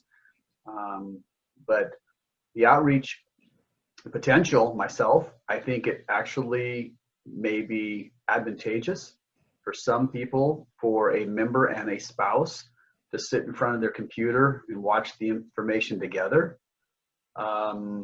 Less likely to have to travel to a work site or some other facility and be with other people where they think they can just take their notes and do things by themselves. So I think some of the outreach is going to change, which I think may be positive. We'll wait and see what the feedback comes on this thing. But if they get what they think they're going to have number-wise, I think it's going to be well received. That's interesting. Yeah, I could see how potentially the elimination of the travel barrier could expand the number of participants, and then just getting a feel for whether they have the same experience. And like you said, the chance to sit down and do it with the spouse or on their home turf where they're comfortable, they might actually improve the way they how much they get out of the same presentation. Those are some interesting thoughts. It may be for some members, and I'm looking at Miguel again, of course, always, it may be disadvantage to have maybe the spouse sitting there. She might clobber him over the head knowing that you made what decision when, or you're thinking about leaving me only how much money.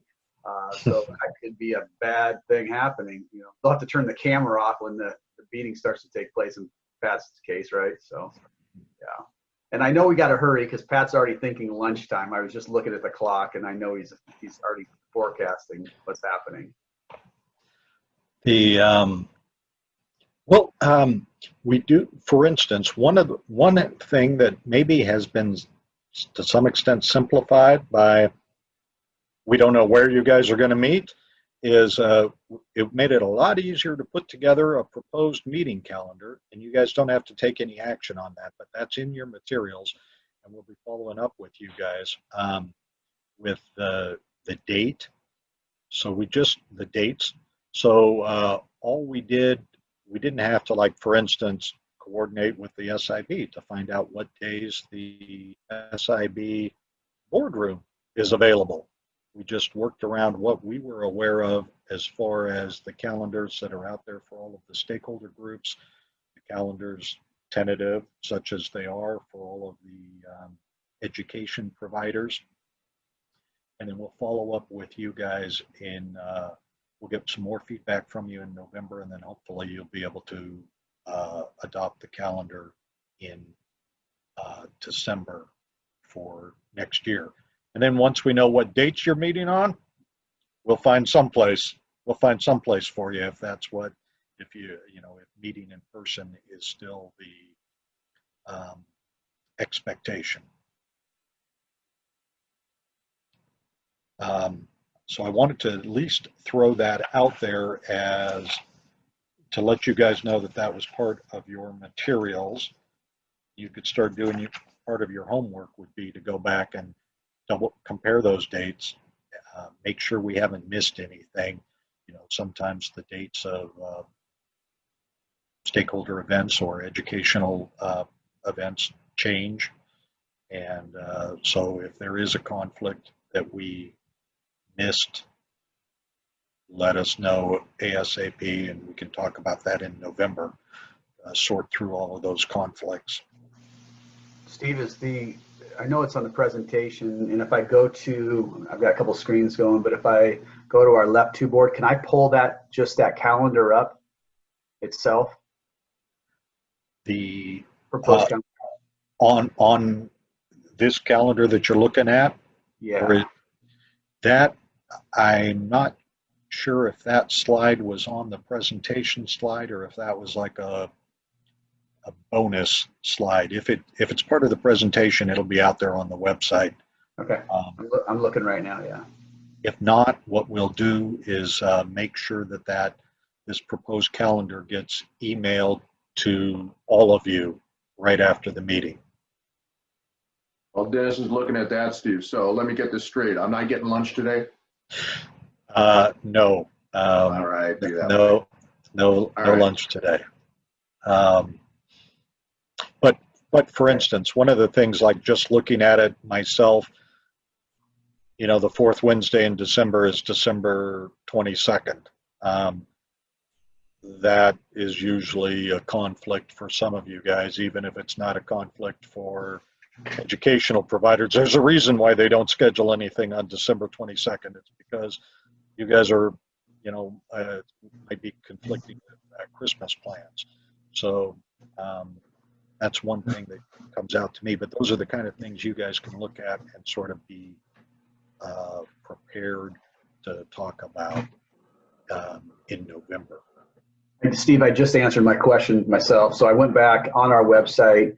If you go to the agenda and proposed meetings, you can click that on. It comes right up. So look, see, I can't even do that. So you're talking about your, inexperience with Zoom technology earlier, and you're multitasking like that. You're doing just fine.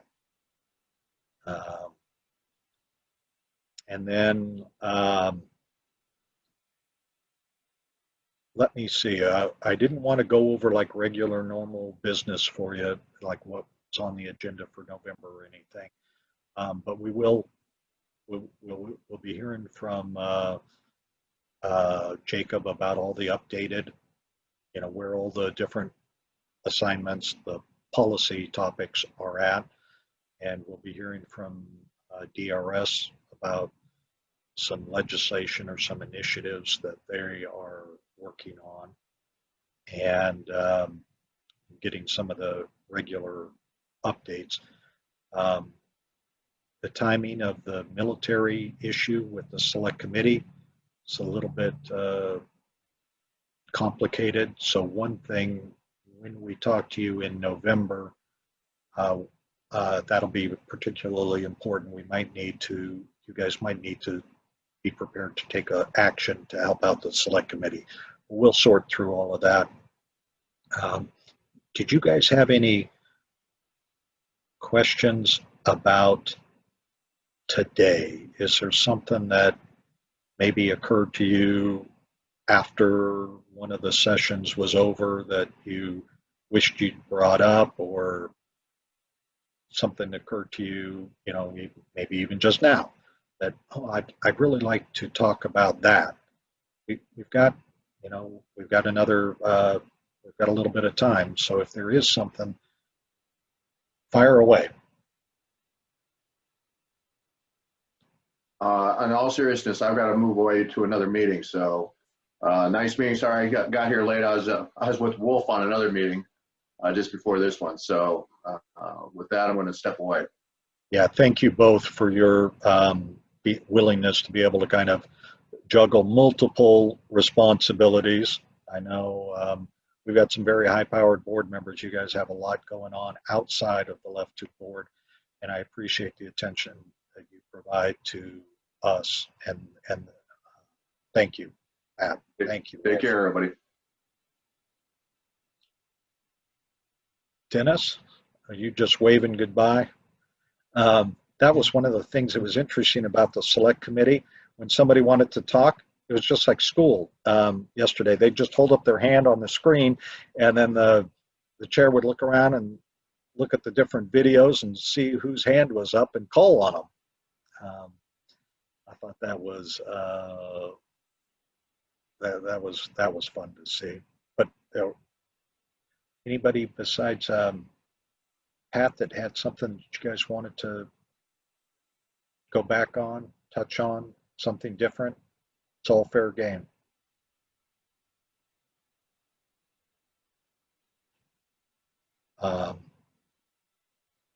Okay, the team, you know, the Left 2 board team, I want you guys to stay on after the meeting ends so we can do a little bit of debrief. I got to, you know, for instance, I need to find out if I stuck my foot in the mouth about having a benefit improvement account presentation in November or not. So I want you guys to stay on, and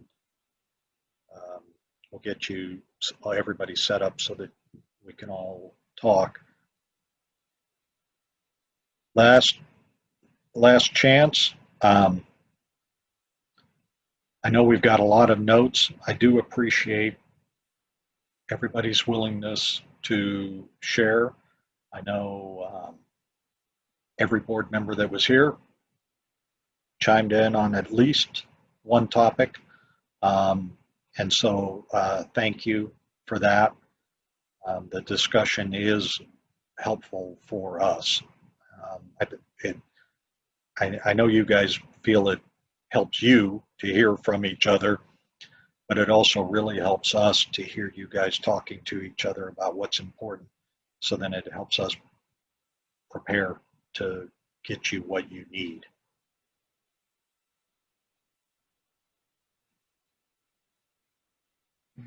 Good job, Steve. Thank you. All right. Monday, November 9th. We will see you then.